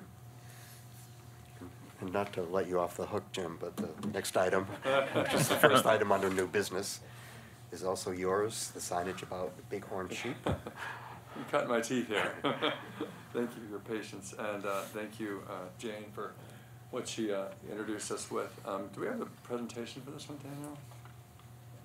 So I think most of you guys are hikers now, and I think based on the traffic I've seen parked at South Lichen Trail, I've decided that hiking is the new golf, and I think Lonnie saw me out taking pictures of hundreds of cars at South Lichen Trail. I mean, we're being inundated, and at a difficult time, as Jane pointed out, that the bighorn sheep are federally an endangered species as of 1998. It's their lambing season, so it's a tough time for them, and they're being exposed to a lot of hikers that are keeping them away from their water supply, and bringing dogs in, and I kind of had questions about why there's so many dogs and what are the dog rules, and I went on a website that Jane and I met on and subsequently bumped into each other somewhere, and I brought up the issue about what our dogs allowed. And I also noticed on other trails, the Garston Trail and Henderson Trail and numerous other trails, there are clear signs that say dogs are prohibited. And I think that the picture in that packet that I sent you probably illustrates it best. Yeah, here it is right here. So this is the Mesquite entrance to the Lichen Trail, and if you see the sign on the right is put up by the Cahuilla Indians, and it says no pets allowed beyond this point. If you look to the left side, and if you go to the next slide, there is the city's entrance to the exact same trailhead, and there's a pet way station, which sends a difficult message for people. So I'm scratching my head, and Jane and I did a bunch of investigations. She took it to the highest level, and we discovered that there's actually a management plan that Coachella Valley's, it's a significant, huge document that talks about the need to keep dogs off the trail for numerous reasons, one of which is the habituation that dogs provide to sheep, and they aren't afraid of coyotes, and we know coyotes are another big problem right now. And then the other ones, it keeps them away from their water supply. So there's a number of issues that were kind of brought up by that. Again, some of the other pictures that that I showed are some of the pictures from the Garston, the Henderson, and the Bogert trailheads. Those trailheads all have information about no dogs, and there's a sign on there. If you go down to the next slide, there's a close-up of one of those signs. There it is. So this jurisdiction is the BLM, and some of the other signs say the Monuments Division. So monuments are a division of BLM. So of course, I called both the Monuments Division, and someone said I've got to talk to Ashley at BLM, and I called her numerous times and left messages, and my takeaway is that BLM has millions of acres of land, and Ashley wasn't able to talk to me. So it's clear in their paperwork that dogs are not allowed, but I don't think we're going to be able to get more of these signs for them. I left a message saying we'd be happy to pay for them if we could get them, but we don't. I didn't hear back from her as the end result. So there are several city trailheads that make no mention of dogs: the South Lichen Trail at South Palm Canyon, the South Lichen Trail at Mesquite, and the Araby Trailhead. And then finally, if you go to the Rimrocks Trail, there's no signs of anything whatsoever there at all. So what we would like to see, first off, is the removal of the dog waste stations. And I asked Patrick who put those there and why are they there, and Patrick did some research and found out nothing. So it's a head scratcher. I mean, I understand, they put these beautiful marquee trailheads, which are great. At the same time, someone probably said, well, without investigating this, we put this up. I just don't want to step on anyone's toes, but we didn't find anybody that's married to this. So those need to be removed. I think that's hopefully not an expensive thing to do, but that would be part of it. They're removing several of those. And I would also recommend that those be repurposed and reused on the Talkeets Riverwalk, because there's plenty of dog waste on the Riverwalk. A lot of these, some of them don't have bags. I think this one might, I'm not sure, but that would be my recommendation. I think my other near-term request is the addition of permanent signage. I'd like to match the brown ones that are already out there. And in the meantime, we can't do that. We have folks that are involved with Jane that are willing to run out and get some steel signs from Amazon until city can get up and running and get some signage placed. I asked Patrick to see if he knows anything about how signs get placed and if that's something we can get. Yeah, since it's not necessarily our parkland, although one of those signs is, I think, our sign. So the one that is all fancy, it looks like a City of Palm Springs sign. Yeah, that's I'm calling those the marquee trails, right. And I have some ideas for those as well. Right. So it seems like parks. Yeah, exactly. Yeah. So it seems like there is some responsibility for right. signs. Right. So we'll figure out who that is. And then the other near-term request is I'd like to circulate an education sheet within the city. I mean, this is going to generate phone calls. A lot of people have dogs already, and they've been walking their dogs. They're going to call the city and say, what's going on? I always walk my dog. So I would like whoever answers the phone to say, look, this is the reason why. And so an education sheet for city employees and then something on our website would be helpful, so we're not sending a mixed message out. So those are the short-term requests, and I think Jane did a good job at touching on the longer-term requests, and that's about enforcement. I think pretty much everyone here who has a dog has a good dog that would never break a rule, so their dog is okay, which, my experience is I'm learning how to interact with people to discourage them from bringing dogs. But, I think, to me, a lot of it is education. I think most dog owners are animal lovers, and if they knew why their dog was a threat, I think most people think, oh, my dog's not going to bite anyone, it's okay, but that's not the reason.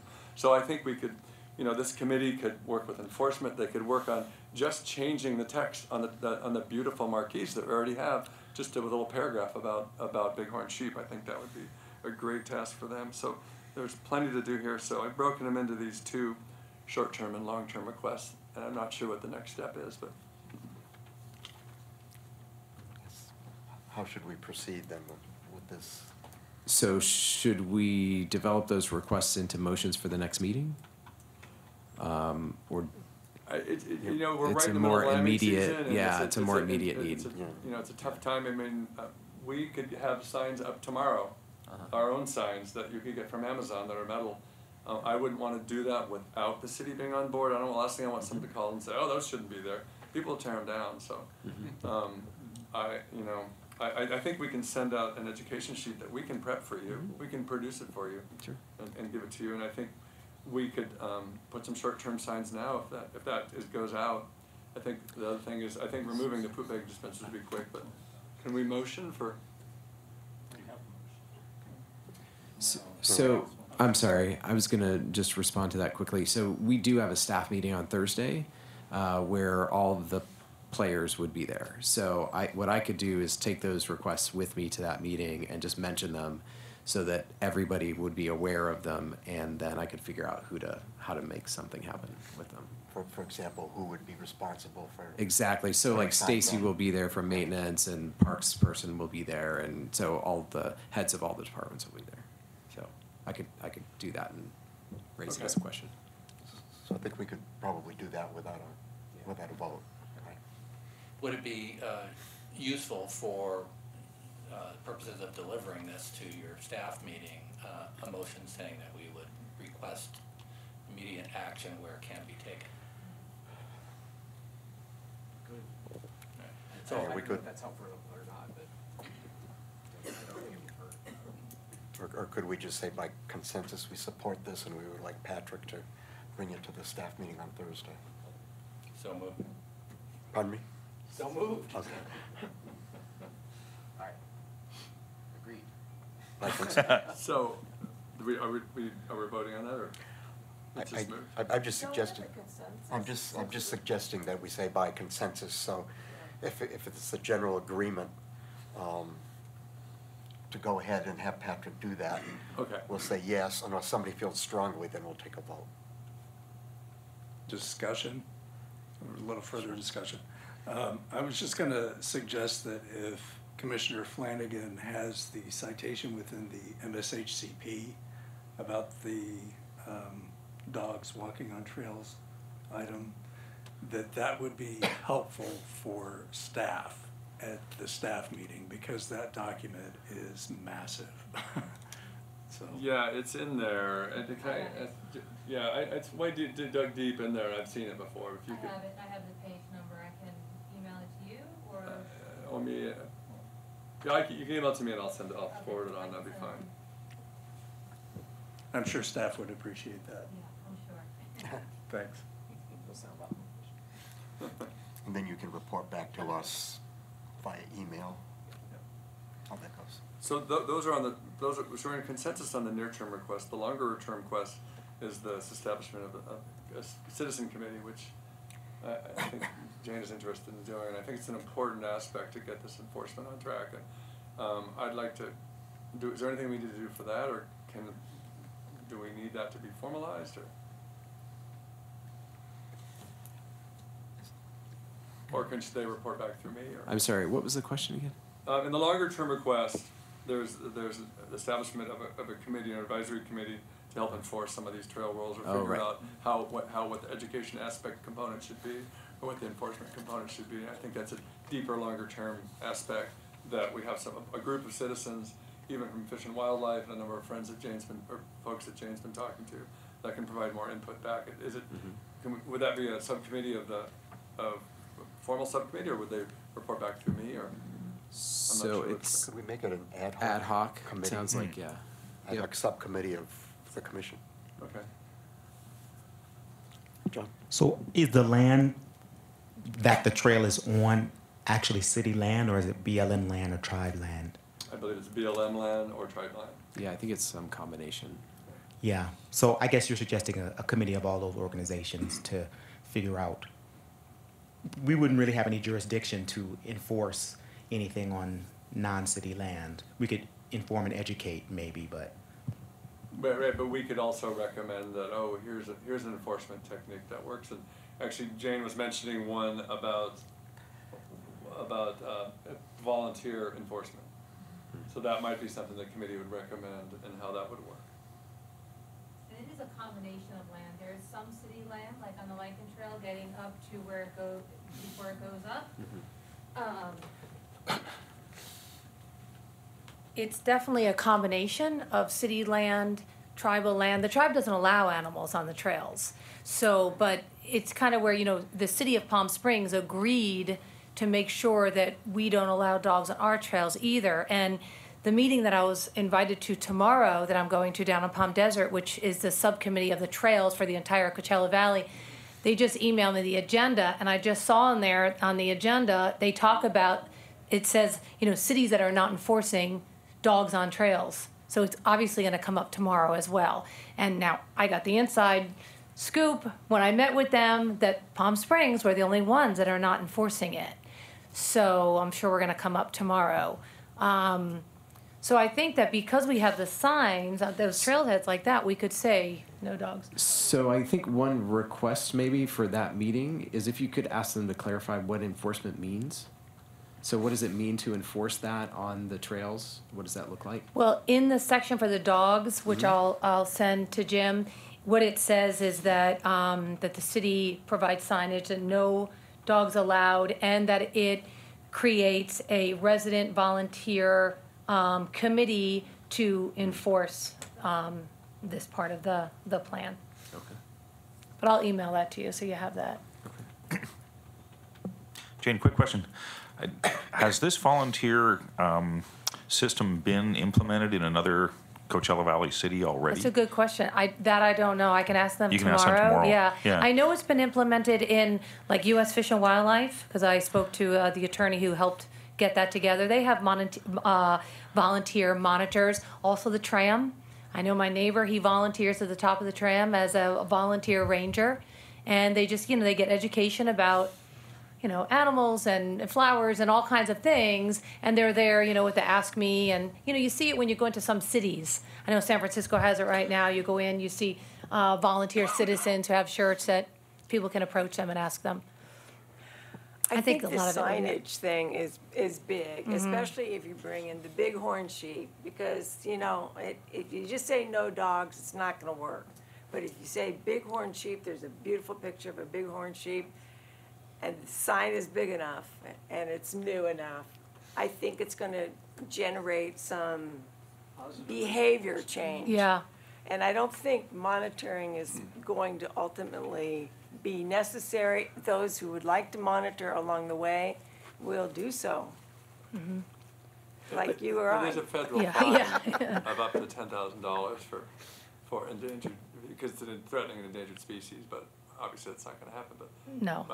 Jane and I were saying, one or two small tickets, word gets out. Oh, yeah. There's always a certain number of people that do, and I've talked to them on the trail that will just walk on by, it doesn't apply to me, so, combination of the two, but. Yeah, 1 or 2 tickets from animal control for having an off-leash dog. I'm sure the word will spread. But it is important that it's also on the city website with the trails. And I think that you're right, Lonnie, because I was unaware until I met with the Bighorn Sheep Institute and U.S. Fish and Wildlife. I thought the problem with dogs on trails was people not picking up the waste. Or people who, if they didn't have their dogs on leashes. But they explained to me, it's just seeing them. And I saw it when I hike quite a bit. And I see people with the dogs, and I see the sheep, and they look down and they're watching. So it's, I think that you're right. I think people who have dogs and hike with dogs, I think what you said, Jim, is true. They love animals, so if they understand. And also the signage, like the Palm Springs signage, the big ones at the trail, like Jim mentioned, there's no mention of the bighorn sheep. It makes our city so special. Like I've hiked before, and people say, "Oh, I just saw some goats." I'm like, no, they're endangered. You just saw an endangered bighorn sheep, and they're excited when they hear about it. So it would be nice to provide that education as well. Okay, so for the near-term requests, Patrick will talk to the staff on Thursday and report back to us. And then the longer-term request, Jim will form an ad hoc committee, and there'll be monthly reporting on what that committee is doing. That would be great. And I want to reiterate what Jim said. If it was a short term that you needed metal signs to put on the trails, I'm happy to purchase them myself, just to get something out there right away, because it is so important now with lambing season. Thank you. Okay. Thanks, Jim. Thank you. Thanks, Jim.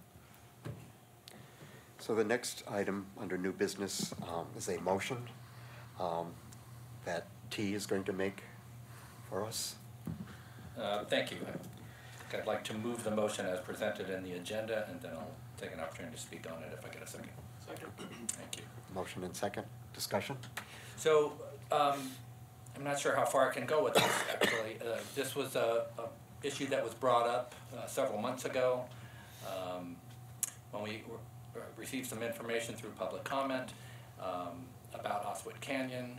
I developed a resolution which the city attorney had some concern about. Multiple conversations ensued, and we wound up compromising, and thank you, Patrick, for coming up with the language we have here. So essentially, this is a resolution to reiterate our support for open space.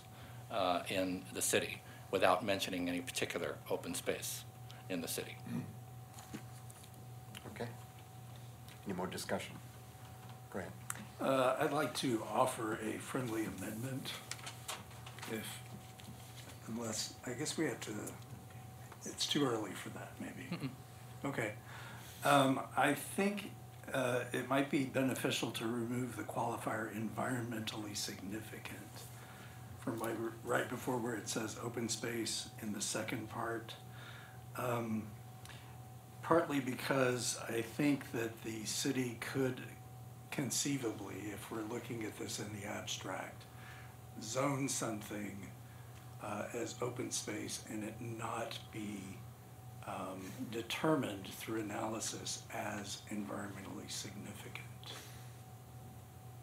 And if the objective is to preserve open space and the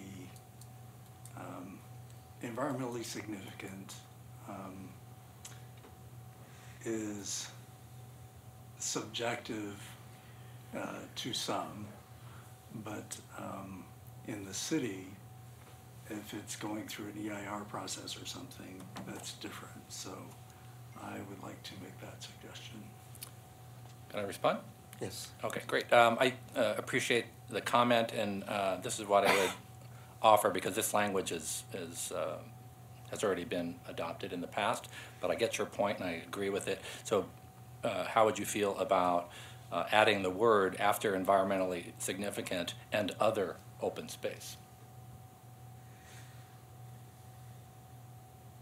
Sure. And I'll consider that a friendly amendment, Mr. Chair.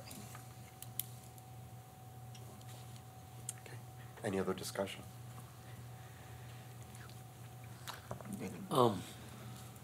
The council, I believe it's on the agenda for tomorrow. I haven't finished reading the package, but obviously they're still discussing golf courses and that conversion, and that has an open space. I don't think this is specific enough to conflict with that, but obviously whatever we do would largely have to be taken up by the planning commission and then city council and their requirements in the general plan. So I don't know how we sort of reflect that. But we're not the only commission that has to deal with these issues, and there are specific requirements in the general plan that the planning commission will be looking at, and the council, of course, is part of the golf course. So I think this is general enough to not create a conflict, but just want to throw it out there saying is that this is an issue the city's already looking at through the golf course conversion, which there's a very large, at least in the built portions of the city, the golf courses are very much the huge majority of what we now have as open space. So this may potentially affect that. Any other comments? So we've had a motion and a second, but we have an amendment. So the motion was amended on a friendly version, so it's a single motion now. Fine. Thank you. Any other comments?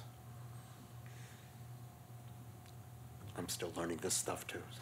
Me too. So all in favor say aye. Aye. Opposed, say no.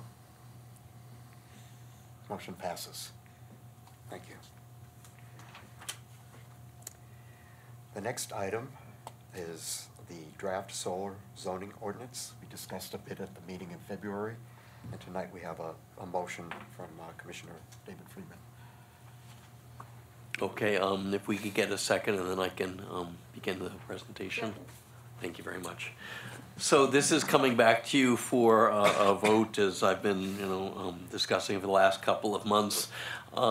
This is an update of the city's solar zoning rules for solar energy systems, and it's a way of anticipating and bringing the city up to date in anticipation of the Energy Code requirements, 2019 Energy Code, going into effect in 2020, January 1.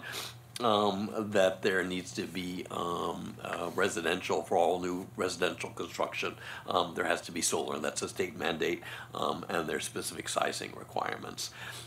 So as part of our Soul Smart gold designation last year, it was strongly recommended that we do the update, and we received significant technical support in the way of model ordinances, really nationwide, on things that we could use to sort of update our existing provisions of the zoning code. So it reflects that sort of technical advice from the National League of Cities and the National Renewable Energy Lab out of Colorado on best practices. And also reflects discussions that I've had with the Planning Commission staff, as well as at our commission meeting last month and our committee meeting on March 5th. So the key elements of the draft ordinance is provides solar energy systems are permitted as an accessory use in all zoning districts except environmentally sensitive areas, taking that matter there. It does establish height, visibility, and setback, as well as orientation requirements, and protects solar access with some helpful language from Commissioner Goins about solar gate, i.e. not pointing the house directly at the sun to heat it up. So that was very helpful, and that was added in the newest version that you have before you. So once approved by our commission, assuming we get a favorable vote for tonight, it will then go to planning staff. They will probably tweak it some. Then it goes to planning commission. They will tweak it some more, and then after all that, it would go to city council, and they will tweak it even more. So we're the first stop on this train. The objective, obviously, is to get it through all of these bodies so that it goes into effect significantly before January 1, 2020, in particular to assist the builders so they know what to expect as they're configuring their houses. So that's that's essentially the high level of the ordinance. I've worked significantly with staff on it. Hopefully those changes will not be too major when they go through that. But beyond that, I'm happy to answer any questions that you have. I just have a comment. Yeah. When I was reading through this, I was a little confused. I'm not sure why, but I thought about what we talked about last month, with the wind zoning ordinance. Yeah. And the thing there is that what we voted on in February was to make a change to something that was already there. There was something in the zoning ordinance about wind. We just had to, changes had to be made because of new technology. Whereas with solar, there's like nothing in the zoning ordinance. So it's adding new paragraphs to cover solar, whereas wind was changing existing paragraphs. Yeah, that is correct. The wind, and I'll provide an update at the committee report, but the wind were a couple of tweaks, i.e. 300 to 500. And this one, there is stuff there. One of the comments that we got is it's really hard to find. It's buried in various other sections on height and setbacks. And so they said, tell people what you want in one place. So this actually creates a whole new chapter in the zoning code all about solar zoning. There is a provision that repeals some of the other stuff in, I think, 930300C, some bizarre place that you would never know to look if you didn't know exactly where to look already. So that is the case. That's actually is a kind of a one-stop shop, if you will, that covers all of these things. And as I said, that was one of the comments that we got, to please put this in one place. That helps to clarify, because I didn't know if these were brand new paragraphs. Most of them are, and I went through it, being the careful drafter that I always try to be, to make sure that anything that was already on this subject was repealed or reconciled so that it was all there in one place. Thank you. Any other discussion? I just wanted to thank Commissioner Friedman for his work on the ordinance. Thank you. So we're ready for a vote on this motion. All in favor say aye. Aye. Opposed say no. Motion passes. Yes. I attended the City Council Subcommittee on Business Development and Retention, and they expressed a desire to have a similar issue for commercial buildings going forward. Wait for my committee report. Okay. And the next item is a motion by Jennifer Futterman regarding trees for city parks for Arbor Day. Arbor Day 2019 is April 27th. I've been in communications with the director of the For Kids Only program at Parks and Recs at the Pavilion.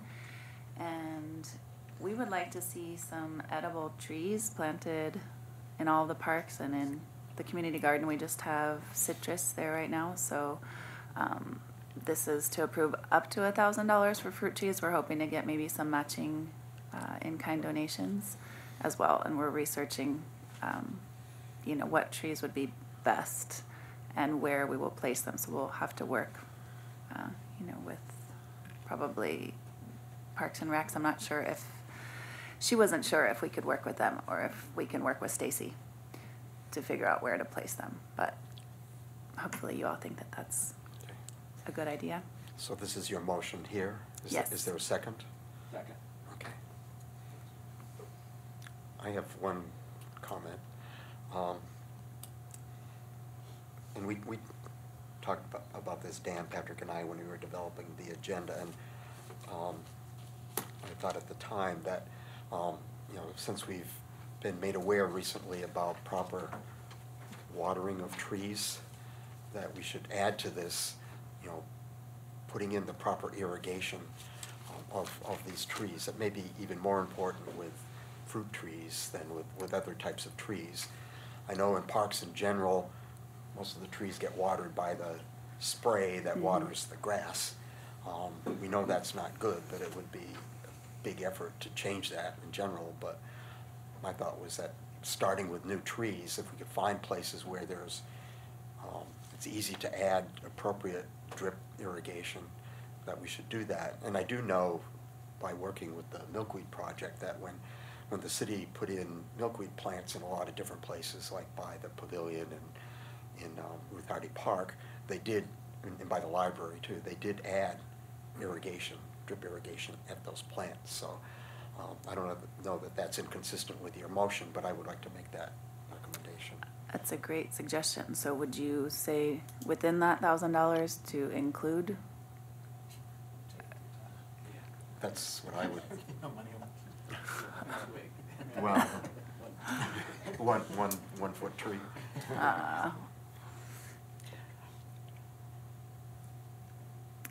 I think it's important to have water to the trees for certain. So.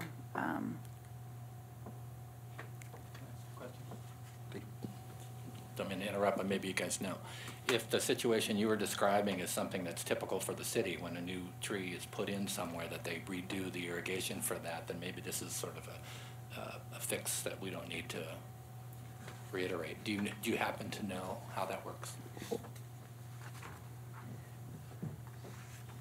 I'm not real sure. I do know that, when they do plant new trees they plant 2 new trees for every one that dies or they have to take out. But I don't know for sure how they fix the irrigation. I know that, the irrigation that's in place now in the city parks is, back from the 40s or 50s, and there's just no way that they're going to replace all of the irrigation in the city parks to drip irrigation. It would be cost prohibitive. So until it totally fails, then it's going to be there in place.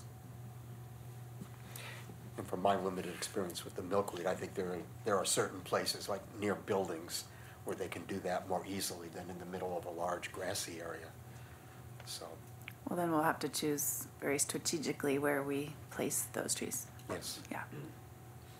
Yeah, I would have to say that the irrigation problem is pretty complicated here in Palm Springs. We're in the desert, and the kind of irrigation that is drought friendly is pretty complicated, and it can be expensive.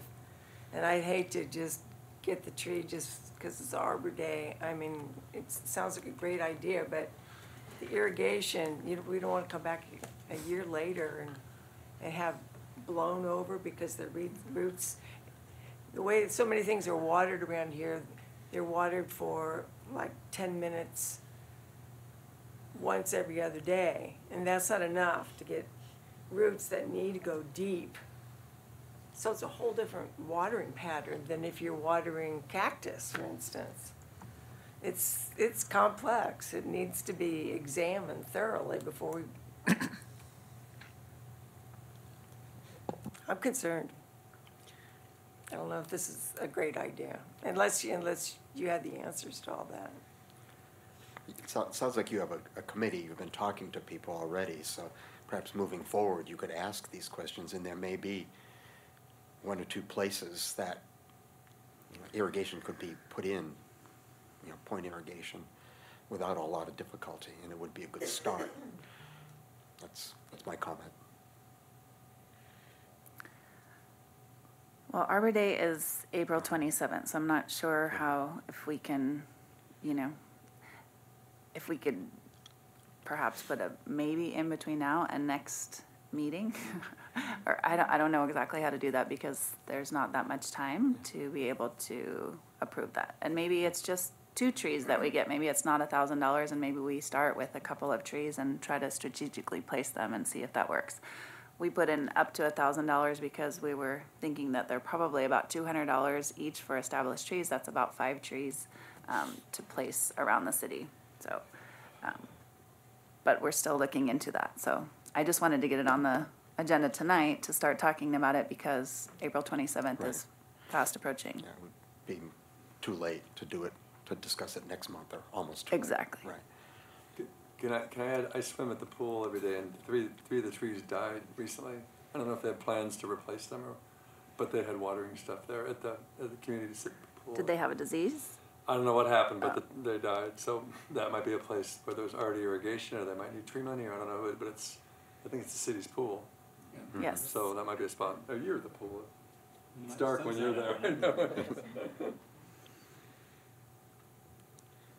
So any other comments, and would it make sense for you to move forward, but to specifically look for places that proper irrigation could be Absolutely. used? And I think speaking with Stacy and meeting with her and Rosa and finding places that would be good for that, and if the city is willing to put in a drip system or something, if it's easy to do that, then it might be more successful. And I'm just thinking from my experience, it existed. It's not that difficult to extend. Right. So, Carl? Might I suggest an amendment to say we approve $1,000 for fruit trees to be placed in a location that either A is already has point irrigation, or P where point irrigation would be easily installed? Yes. That was a friendly amendment. Any other discussion? So, shall we take a vote? All in favor say aye. Aye. Aye. Aye. Opposed?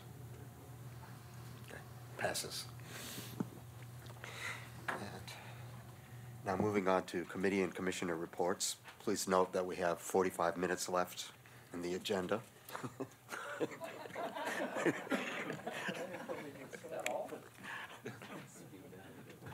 Is that a request for brevity, Roy? Implicit. Yeah. Okay. Now, there's one item that will take quite a bit of discussion, and we'll have to spend some time on it, but any brevity would be appreciated. So, the first committee and commissioner report is Standing Subcommittee on Solar and Green Building. I will try to do this in my best New York minute speaking voice, so hold on, fasten your seatbelts. First, March 13th meeting last week, Planning Commission unanimously approved the draft wind energy conversion system ordinance and added a few environmental protection conditions to the existing text that will now go to council for adoption. So thank you to our commission, also Planning Commission. We're having continued discussions with Katie Barrows of CVAG on potential energy code training sessions. There's a meeting this coming Thursday of the Coachella Valley Energy Partnership, and she'll be checking with some of the other Valley cities on what their needs are, and then we'll probably start working on a new workshop for the fall to give sort of a final training boost for the developer community, building community, and staff for throughout the Valley. Yeah, there was a meeting yesterday that Patrick attended of the Desert Community Energy Board to discuss potential launch date. The net result of that is that Palm Springs is continuing to look at a spring 2020 launch date, and also the default option of 100% carbon-free, which does include some hydropower, and the council will be looking for more information before it adopts a final decision on implementation. But that seems to be moving forward, at least in Palm Springs. Council has requested input on possible solar policy for accessory dwelling units. I've done some preliminary research on the energy code. It does appear that this matter is fully covered by mandatory and preemptive provisions in the code. So whatever Palm Springs wants to do is already covered by the state. I'll continue that research to see if there's any flexibility, to see if the city can adopt a policy. But my current view is that the state has already taken care of that. In the quick version is that if it's part of the existing building, you do not have to add solar for an addition or alteration, and if it's detached, then it's a building, so you do have to do solar. That's simply how the energy code seems to cover this issue. But once again, further research that needs to do. To go to the point that Commissioner Baker raised yesterday, as if I didn't have enough things to do, the Code and Standards team, which is a working group comprised of technical experts from the 3 statewide investor-owned utilities, released their draft REACH code recommendations. If you recall that back in October, I attended a workshop in Irwindale outside of LA on potential measures that cities could adopt that go beyond the 2019 code. And they produced 2 drafts reports, one on residential, the other on non-residential matters. I did a high-level review of both of them between yesterday afternoon and this afternoon. They do seem to show cost-effectiveness in our climate zone. I have to spend way more time on the non-residential, but there are some things that we can do, particularly for solar. That's not required, I believe, until 2030, so there would be room for a city policy that kind of mirrors the one that will go away at the end of this year for residential, because that's preempted. But the city could presumably adopt a similar policy to say, come with us if you're doing a new non-residential building, please come up with a solar plan or an explanation of why you're not doing that. So I have the numbers as of yesterday and add that to the work list, but it's something we're looking at. And also on our work list, Vice Chair McCann and I met last week. We've made good progress on our NUSA workshop for May 17th, which we encourage you to attend and to register. Daniel sent you the link, and we've got the 2 tours coming up later that afternoon on the 17th, and one's for the Desert Water Agency facilities, and the other includes the windmills. So if you haven't gone to the windmills, this is a really fun time to go see that. We're also going to look at CV Link and the wonderful solar facility right by the water treatment plant. And that's it for my lots of things going on, but quickly summarized report. Any questions? I have a few things that I wanted to add to, basically in 3 areas. So the first area I just wanted to make mention is we had the Climate Reality Project, and we should just be clear. I just want the commission to know that DCE is using the terminology carbon-free, and they were highlighting the terminology 100% renewable. So I want the commission just to be aware of that distinction. There may not be anything you want to do with it, but just you can have kinds of energy that are not carbon-free, but are potentially renewable, for example.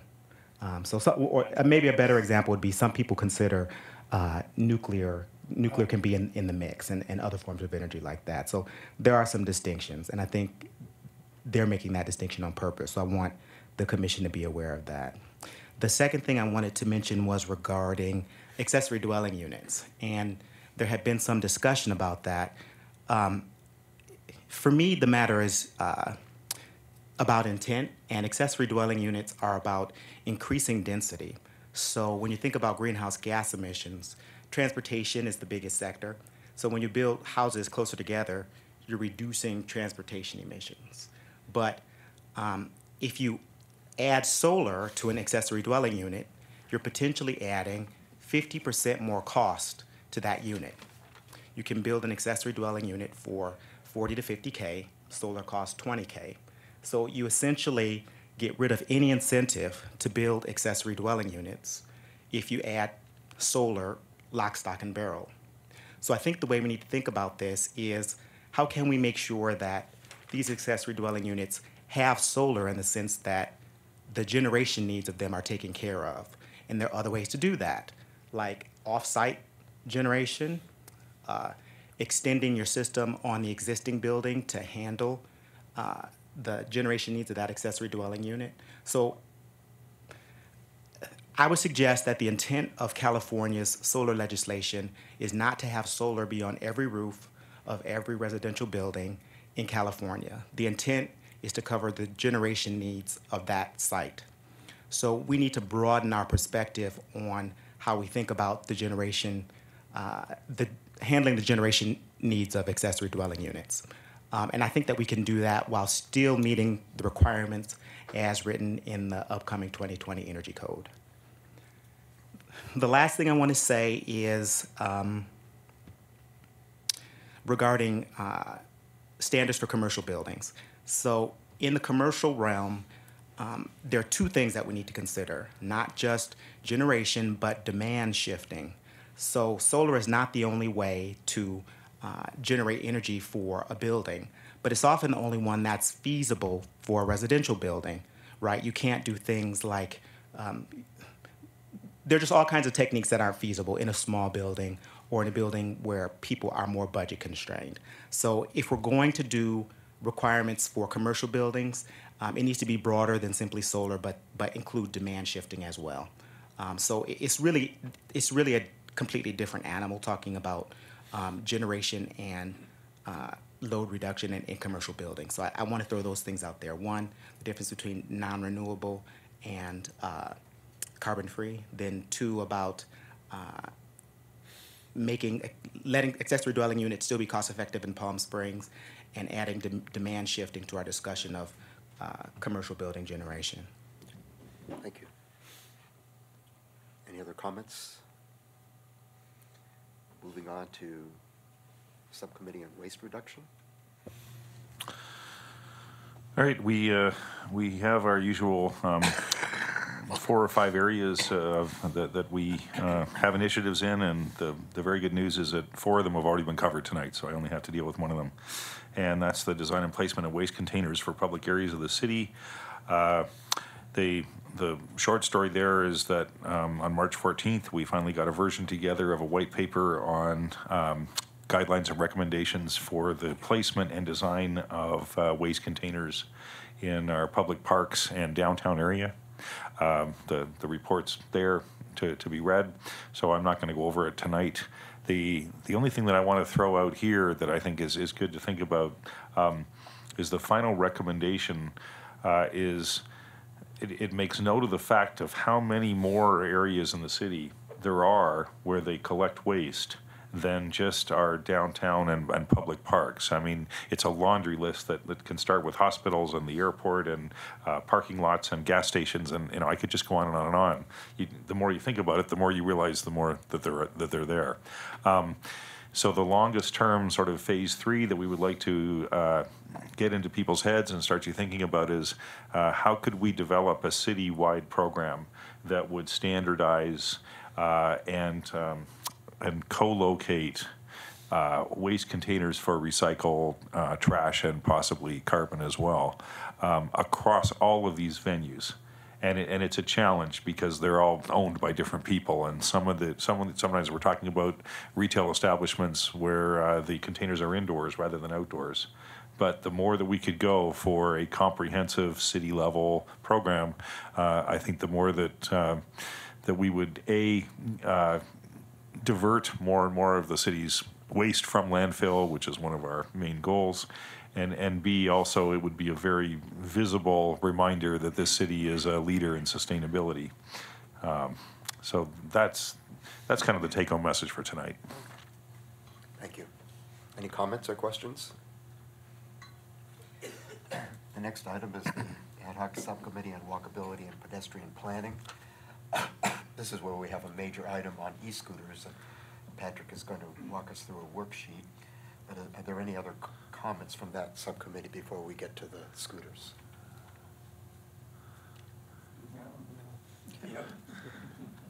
Right. Okay. Okay. So the first thing I just wanted to call your attention to is the committee worked to kind of refine the pros and cons that you guys had identified in previous meetings. So if you've got any additions to that or questions or clarification, please let us know now or soon. So there, again, concerns about safety, concerns about where people are parking, their scooters, et cetera. So all the standard stuff that we have typically heard.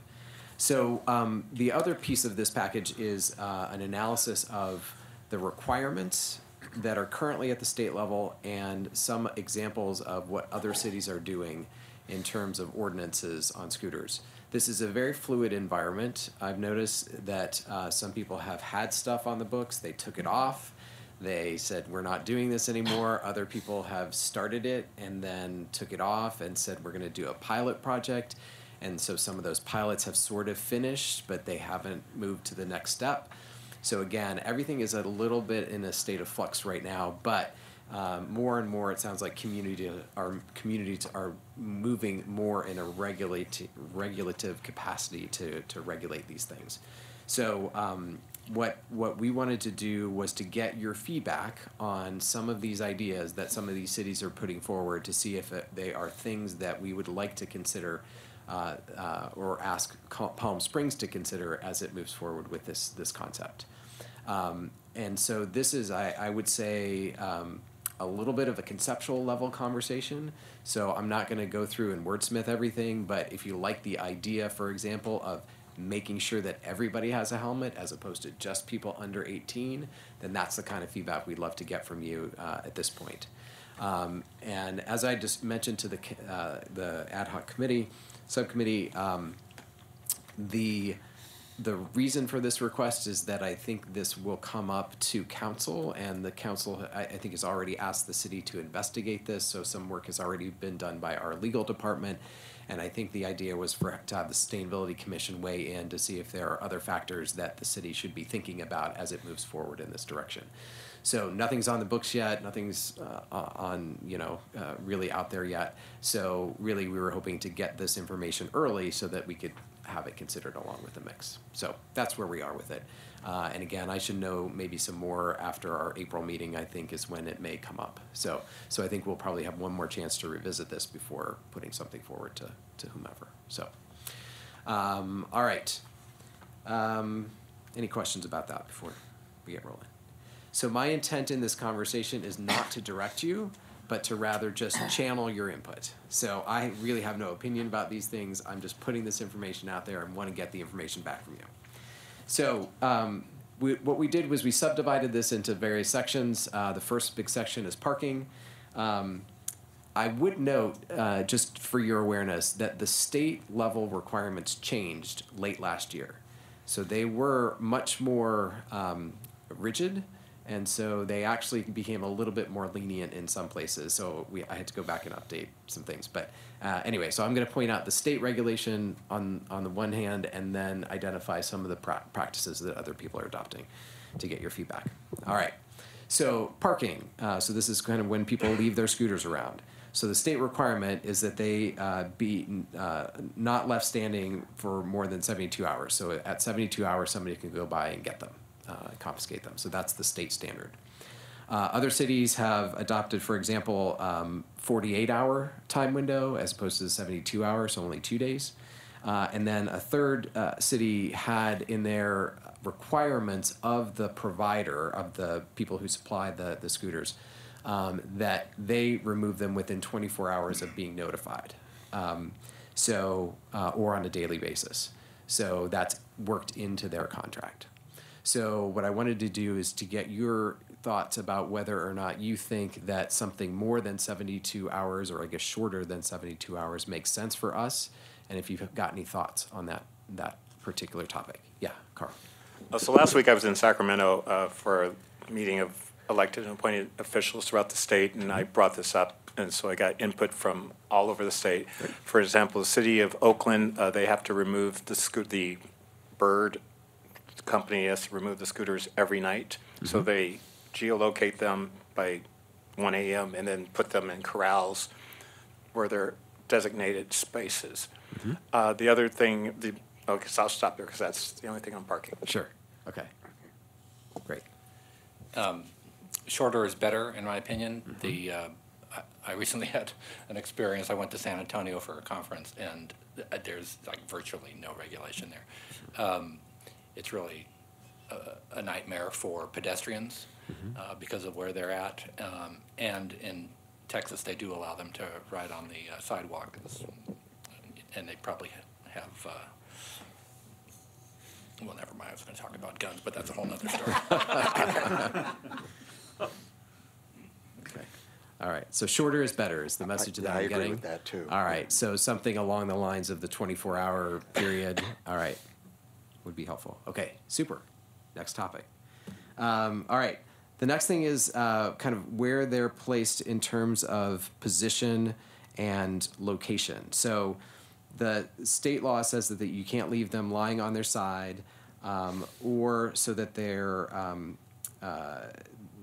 not adequate pedestrian traffic. So basically in the way of pedestrian traffic.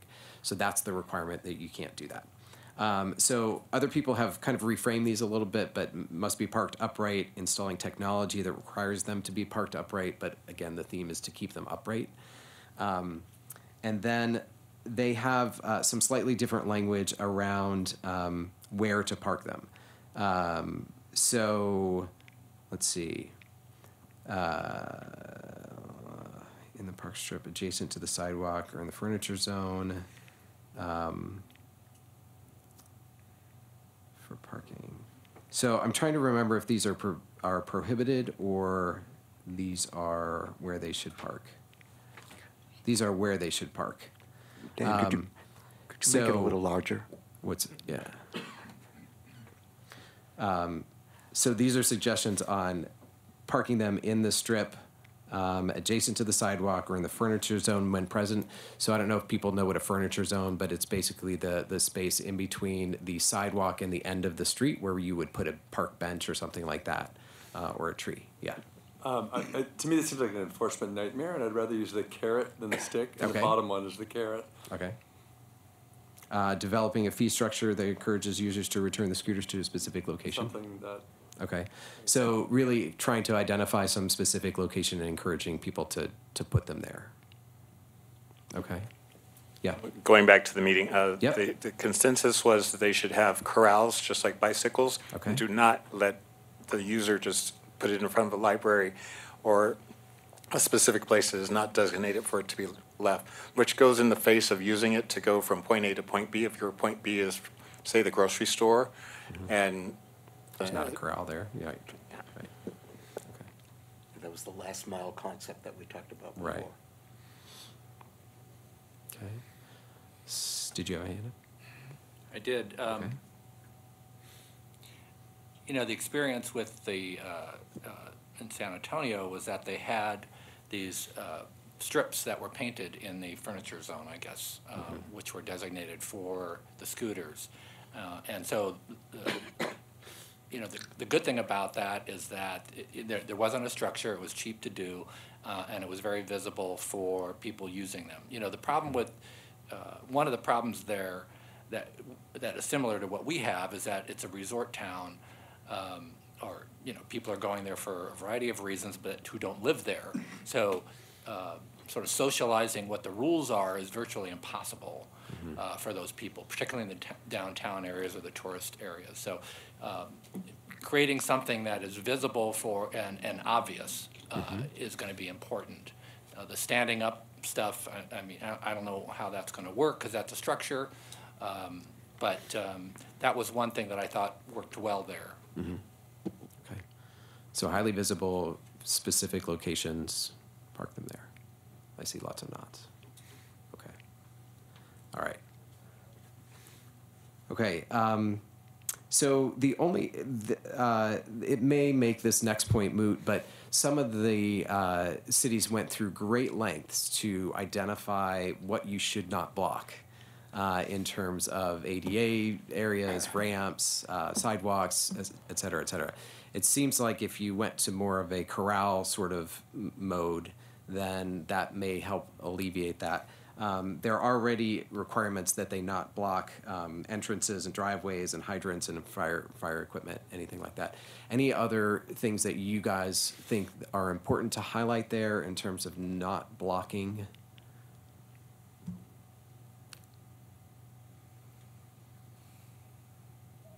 Okay.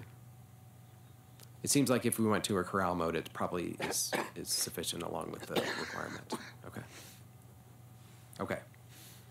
Next, safety. So the state law was changed so that only riders under 18 are required to wear a helmet. Other people have gone beyond that, but I don't know if that's only because the state law required them to go beyond that earlier. So I don't know if people will continue to have this, but some have a blanket statement that helmets must be worn. So wanted to get your thoughts on helmets for all, helmets for under 18. All. The issue with helmets, though, is if you're a tourist, you're not going to carry a helmet with you. Right. The scooter company is not going to be able to sanitize a helmet in between users, so that begs the question, how are you going to use a helmet? Mm-hmm. Yeah, that's an important issue. I would have to disagree with the helmets for all for that and a variety of other reasons. Can you tell us what the bicycle rules are? I mean, we should probably emulate bike rules. If bikes can go with no helmets, then we don't really have a good argument for forcing scooters to wear helmets. Yeah, I don't think that they are required. Yeah. I've seen people get on these things and go 10 feet and fall over. I have some real safety concerns with these. And I don't know, this to me does not seem to be, I would not make this a high sustainability priority. I recognize it gets people out of their vehicles, but that's about it. So bicycles are only required for 18 years and under. Right, I think they made the law consistent with the bicycles. The thing about not making it a sustainability priority is these things are coming. They're like, they're everywhere. Right. And so if we don't get out front and say what we want to see happen with them, then we're going to be in the position that San Jose, San Diego, Oakland, everywhere has been in reacting afterwards and So- trying to figure out once it's a problem and people are being knocked down on sidewalks and that kind of stuff. And so I think it. Are we bringing them here, or are they just coming? I mean, you say they're coming, but I'm just wondering, are we, as the Sustainability Commission, promoting it? No. We're commenting. Good. And just so you know, we were requested to address this by the city council. And I think this has come up before the commission in the past, and people have thought it's generally kind of an interesting idea, but there were some concerns about safety and other sorts of things. So, yeah. Okay. All right. So helmets, it sounds like we would be consistent with the state law on that one. The speed limit, again, there's a 15-mile-an-hour speed limit at all times requirement. Other states have gone, or other cities have gone to below that. So there was a 12-mile-an-hour speed limit somewhere. Any thoughts on speed limit? They're sticking with the state or going lower? Yeah, I think it depends on where people are riding them, and if we don't have the ability to reduce speed limits in certain areas, then I would default to the slower speed. If that's the choice. Right, there is actually a way that they can do that automatically with the scooters. If you're in a certain zone, they can slow them down. So if you would like for them to be slower in certain areas, we can note that and figure out how to do that. Would it be possible, let's say 10 miles per hour in the CBD and 15 miles elsewhere in the city, if that's something, you know, there's a lower speed limit when in high traffic areas? 12 or 15, 10 or 12 in the central business district. Yeah, right. And 15, I mean, in my area, you know, it's 45 miles an hour on the, at the minimum, so, yeah. Right. So you can speed along, and hey, I could, you know, so I'm not sure I would, but I could scooter up to Ralph, say, Okay. I'll right. take the car. Good. Okay. Good. I think we can make that happen. All right. The next one was something that appeared in only one city ordinance that I saw, which was having lights always on, front and back, always visible from 300 feet, et cetera. Any preference on lighting? Seems like a good idea here, just because it's so dark. So. Yeah, just another question. I for safety reasons, I agree, but and I hadn't seen this in other locations. Maybe you guys have, but in San Antonio, almost all the scooters, and they had 3 brands on the streets, which is crazy. But when they were tilted over, and most of them were just, you know, thrown, they had these LED lights on the bottom that were just, I mean, they're kind of pretty, but on the one hand, it's an eyesore. So is that something that people addressed or that you've got in your list here? So it is not, and I think that is a brand-specific issue. And I think almost all of them have that, and it has something to do with the notification of how they are, whether or not they are charged. I think it has something to do with that. But no, I do not know exactly what's involved in that. So I did not see that in any of the things. So, okay. All right. So this is just a list of the other requirements: not operating without a driver's license or instruction permit, not operating a motorized scooter with any passengers, carrying any packages or bundles, and nothing on the highway with handlebars raised so that the operator must elevate his or her hands above the level of his or her shoulders. So, so anyway, so that's all part of the state law. Anything else from a safety perspective that you'd like to think about? On the packages, so some of them are now developing to be little larger vehicles. They have seats and they've got baskets and they've got those kinds of things. So as long as there's room for those in terms of carrying things, I think that would be useful for a lot of people. Okay. And on the driver's license, so that could be an issue for visitors again, either from other countries or residents of places like New York. I know a number of friends who never got a driver's license that would be able to operate a scooter but don't drive a car. So that's the state law, so I'm not sure how to get around that one. So, okay. All right. The next thing was accessibility. So one ordinance had in there providing adaptive scooters for persons with disability. I had not really seen that in a lot of ordinances, so I don't know what your thoughts are about that. Any opinions one way or the other? Is that covered under the ADA at all? I don't know if it's. I don't know if it's covered under ADA. Can you give me an example of what an adaptive scooter is? You know, I'm thinking it's like one of those, you know, scooter. Yeah, exactly. I think it's kind of like that. I'm not aware. I've never seen them. So one of the motorized that people use in stores to get around. Okay. So.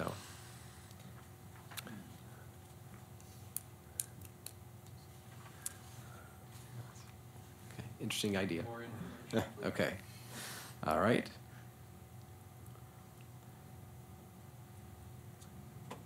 All right. The next thing was that they said that mobile apps and other customer interface should be 508 compliant, and 508 compliance means that it's accessible to people who have vision impairment.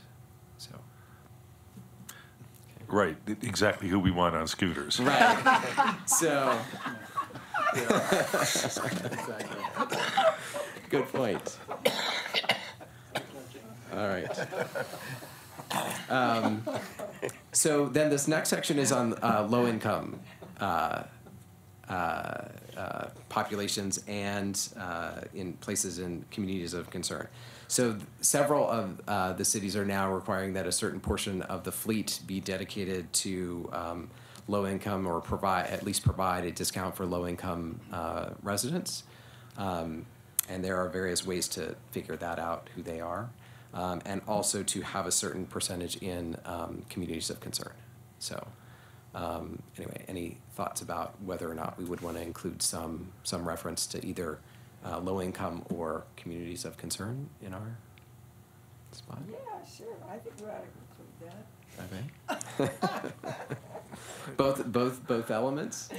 Yeah, sure. Okay. I disagree. Okay.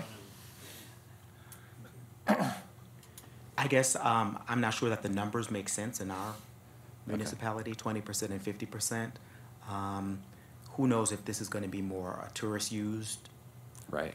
But it becomes an issue of cost. I mean, if it's cost effective for it to be used as a last mile, mode of transportation for someone in a community of concern. So I guess I just don't know that the intent is there, but the numbers don't necessarily make sense for us.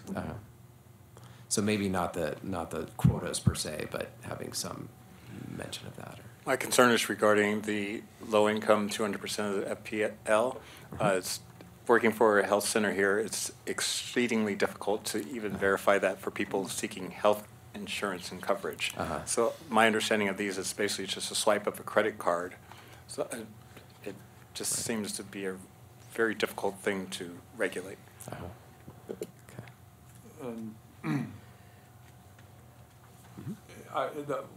seems like there's a lot of data to look at here, and one of the things I saw is Portland just requested that the scooter companies report 100% of their GIS and user data, and so they're able to kind of, issues like this were vetted out after they looked at some of the initial data of who's using them and how they're being used, and I think some of those rules might be pushed down the road a little bit until we get some of that information, if that's possible.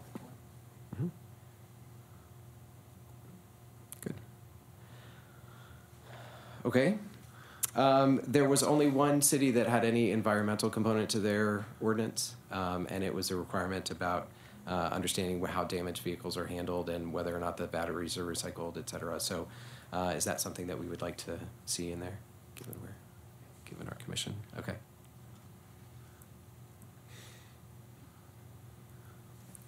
All right. Moving through. So operating locations.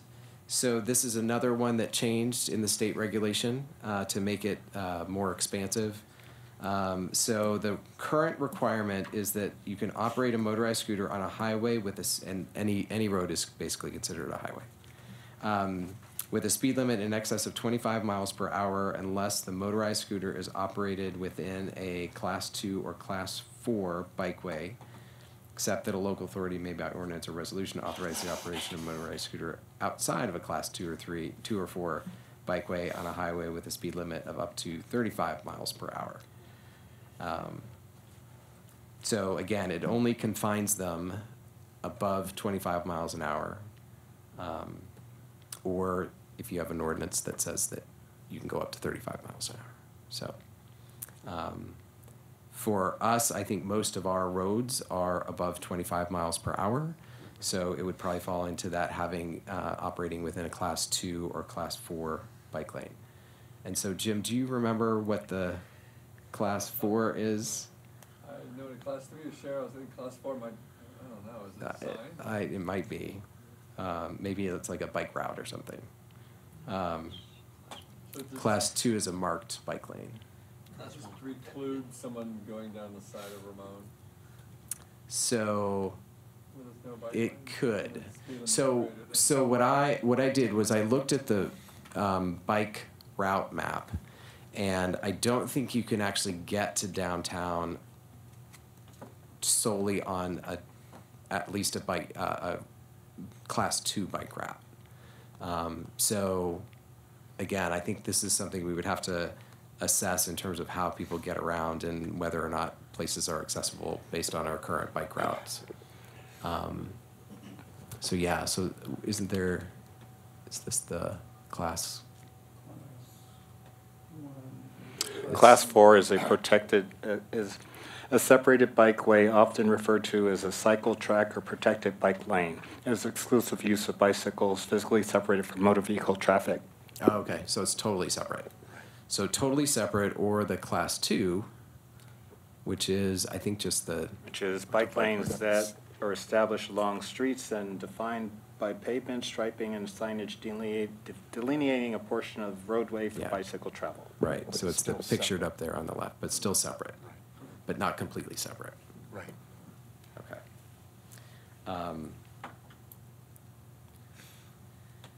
Could we go back to Section 508 compliance? Sure. Please. Sure. Section 508 does not strictly, is not strictly limited to visual impairment.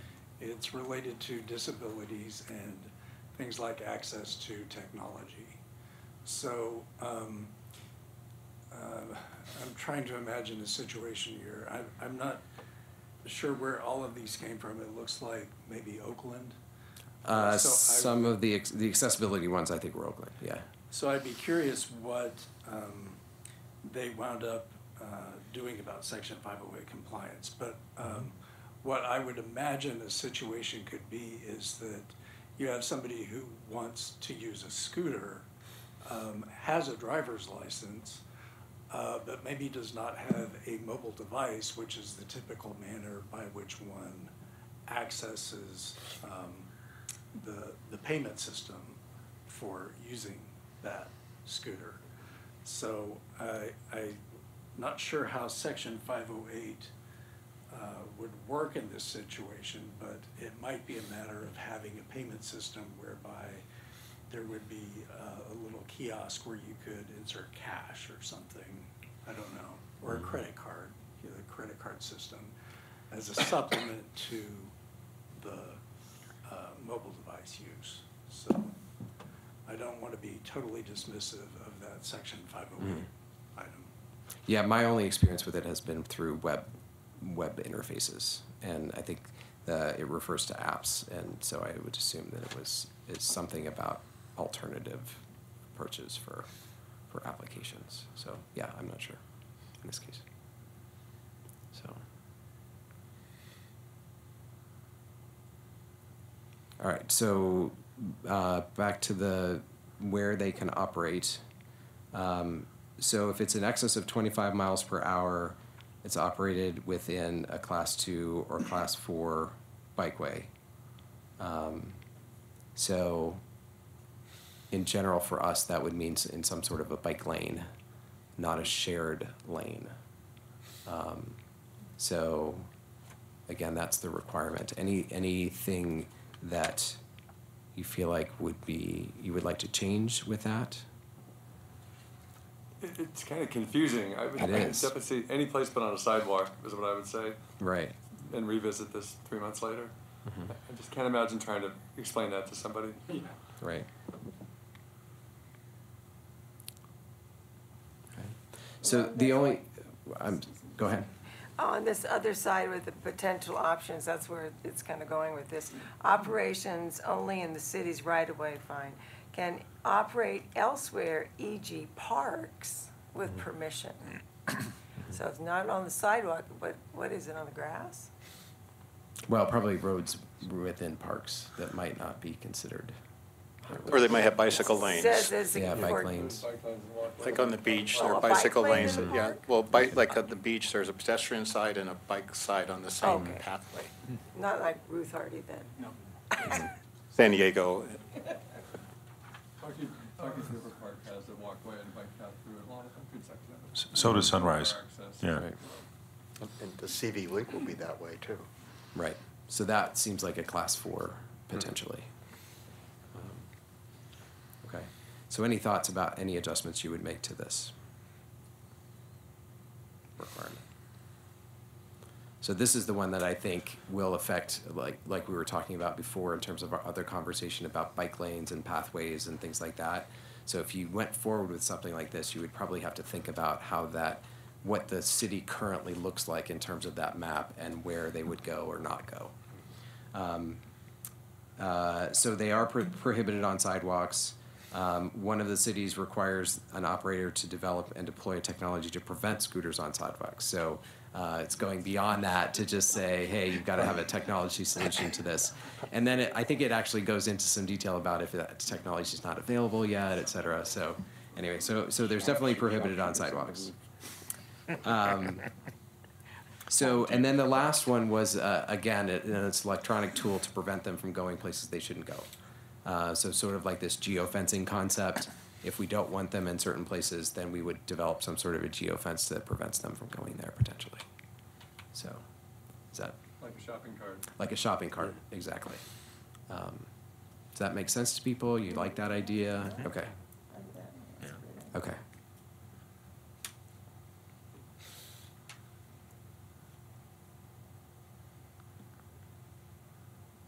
Okay.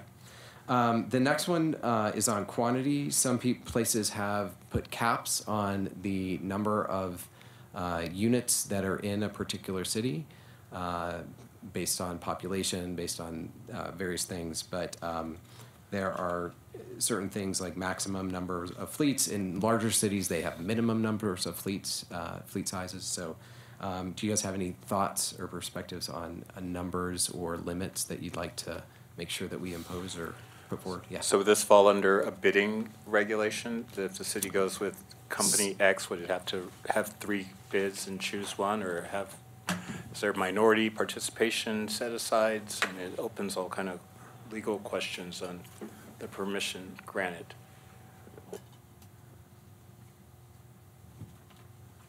I do not know any of that. Yeah, I'm not sure. Typically, I think the way it's done now is that a company will come in and request to be part of the city does not necessarily go out and solicit them. Yeah, but I'm company 2, and I come in the day after company 1 comes in and says, oh, we've reached our cap, sorry, goodbye. Right. So it would be a more equitable solution if they had an open bid period where vendors were allowed to bid to the city, and then they would select either 1, 2, or 3. Okay. Rather than first come, first served. Mm-hmm. Any other thoughts on limitations or on numbers? Well, just in terms of, I think we need to have caps, but some of the other models that you mentioned include population. That doesn't necessarily work for us. Yeah. Yeah. And I don't know if we've got, well, I know there's ebbs and flows with the seasons, but it would probably make sense for us to have a single number that doesn't vary from season to season. I don't know what that number would be, but coming up with one that makes sense right. Okay. would have to take into consideration all those factors. Okay. So I can put forward the notion that we need to think about that and figure out what the right number might be. Did you have another comment? I'm hearing these words come out of my mouth, and I'm very surprised to hear them. But I actually feel that depending on different cost levels, this is going to be a demand issue. They'll bring in as many scooters as they need, as people will pay for them. So that to me seems like the best answer, as long as we've ensured that we've met whatever last half mile requirements and areas of concern requirements we decide on. Right. Okay. Anything else? All right. Driver education. Again, there's no real state requirement for this, but lots of the cities have imposed some sort of restrictions or requirements on informing people about the requirements and rules of the road. There's a few examples here. Acknowledge that they know the local laws or read the local laws, et cetera. Posting signs, making sure that the system has visible language and notifications, that kind of thing. Any of those stand out for you? Do we want to make sure that people are aware before they get on board what the requirements are? Yeah, Carl. It seems like a simple software solution that you would have to check a box. Probably so. Again, you're relying on having this app on your phone. Right. The other point about that is I would not want us to encourage the liability to be shifted from the user too much to the provider. I'd rather the provider retain as much liability for any damages as possible. So having something where the rider has to click off all these boxes, and we know they're not going to read them, to get through them, if that would move the liability to that rider versus the provider, I don't think that would be in our best interests. But one of the things that should be required, and I think it is a software thing, is that the app has a clear list of the maps where they're permitted at. Or some way to Right, and I think download I think a yeah, I Waze think kind that's of app or part something. of one of these. I know that I've seen that in there.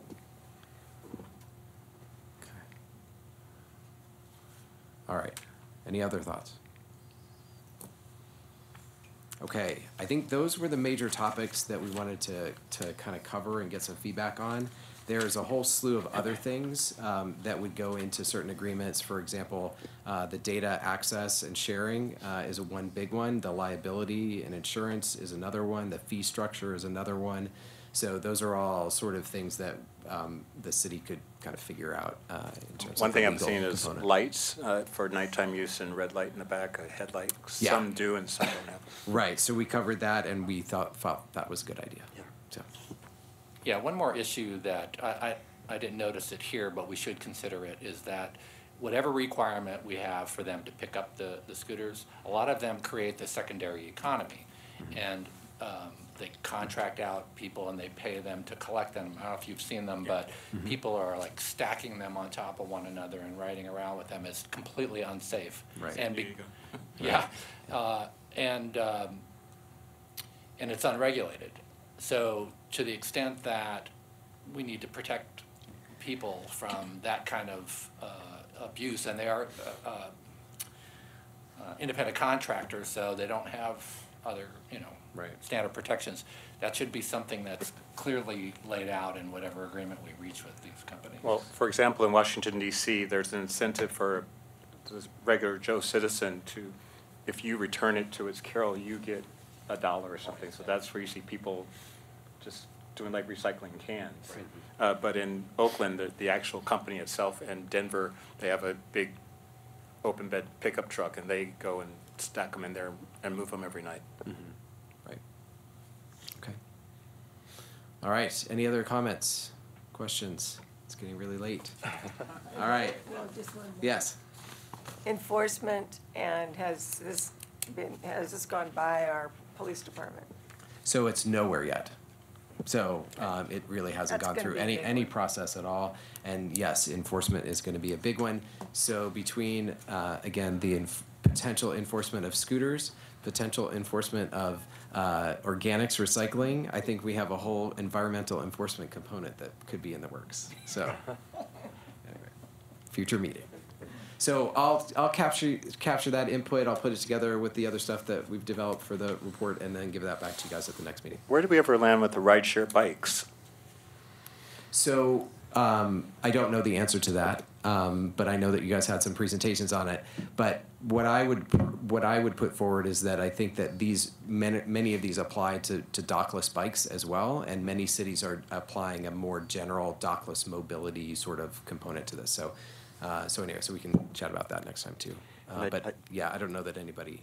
I did ask Jay Verada about that a while ago, because I think we had presentations from 2 companies and none of them came back. Answer that question. I think the business model came and went. Okay. So, moving on to the ad hoc subcommittee of film festival programs. I just want to say right now that we have the second installment of, I just want to remember what it's called. The Theater of Life is happening this Thursday at the Camelot, and it looks really great. So everyone should show up at 5:30 for organic wine and stay for the film. Thank you.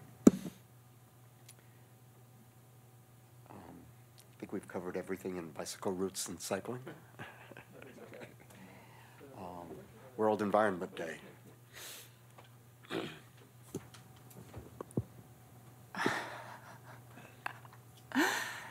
We are steadily moving forward with just, our organizational plans, and our ad hoc committee has met a couple of times now, and I think we'll be meeting with Patrick also in the... I signed the letter. The sponsor Awesome. letter. Oh, good. Okay, perfect. So that's what we were hoping. So it's more official coming from you, and you guys also have sent the money to Lamar, or got that in motion. So we're moving forward. Okay, thank you. The thing under wellness that we wanted an update on is just an update on the next steps, where our resolution is going. So I will just say that I got a request to essentially provide the excerpt from the meeting minutes and the ordinance to Anthony so that it's in the record, so that something can happen with it. So Christy, Councilmember Holstage spoke between our last meeting and today to a couple of local business organizations, and there was a lot of discussion. And I think the plan now is to have some type of open forum for the public to get more feedback on the smoking regulations for both businesses and for residents. But there's no date set on that right now. So right now, everything's just on hold.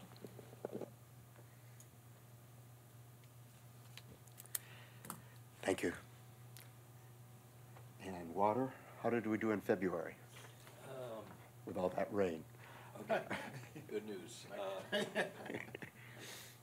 Bad news, DWA also had damage from the storm. They had a presentation this morning, lots of photos of water coming down. Good news is it was a 30% reduction from the 2013 baseline. So all that rain definitely meant we didn't turn on our sprinklers.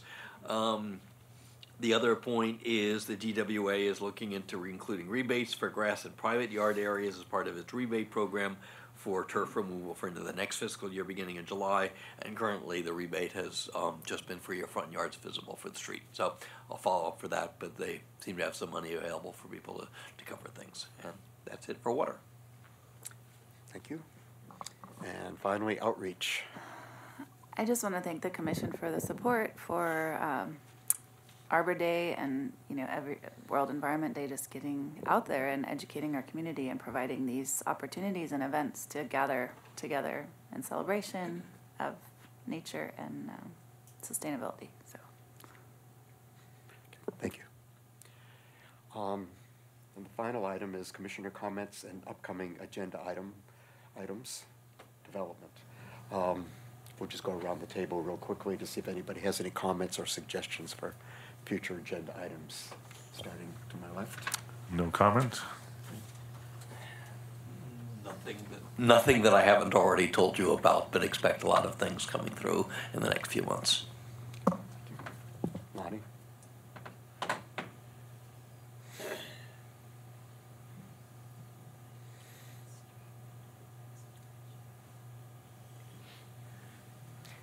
Turn on your microphone. No comment. After all that. Well, if you don't mind, we did talk about something the other day, and you were going to volunteer to do something about business cards with commissioners? Well, I was actually not volunteering. I wasn't volunteering for everyone, but I personally want to get a business card that has the Sustainability Commission on it and my name on it, so that I don't end up passing out my environmental activist hiking-based card to people that I go talk to at, wherever. So I've gotten the logo for our commission, and I was going to get one for myself through Vistaprints, but if anybody else would be interested, I could help facilitate that. And what we talked about was that if we came up with one good standard design, then anybody could use that design. It would be nice to have something uniform. It sounds like you have something. I could do that, yeah, I mean, I could do that for sure. I haven't done it, I haven't had time at all to do it for myself yet. Maybe you can tell us more about it the next time. Okay. Jen? I just wanted to say, I know the Salton Sea issue is very complicated, and I don't think that there are any, real answers yet of how to heal the sea, but if it does turn into a dust bowl, we're all going to have a lot of problems. And so I thank Jessica for coming to show up to present to us, and I think that the amendment to the MOU is actually really valid. I don't think that there's been any conclusions to say for sure that importing ocean water is not the long-term solution. We don't know what the solution is, and leaders were meeting today at the Salton Sea, and who knows what conclusions will come. But I think that having that amendment, at least it keeps the conversation open, and I would hope that our commission would support the open dialogue to not just turn this into a recreation area again without thinking that there has to be some work done to make sure that it's getting water and it doesn't dry up. Thank you. Grant? Okay. Jim? Not an agenda item, but I think if we do have an ad hoc subcommittee on the enforcement of the bighorn sheep, I may have something to report back. Okay. So we'll just add that ad hoc committee to our committee list, and you can report there. Okay. T.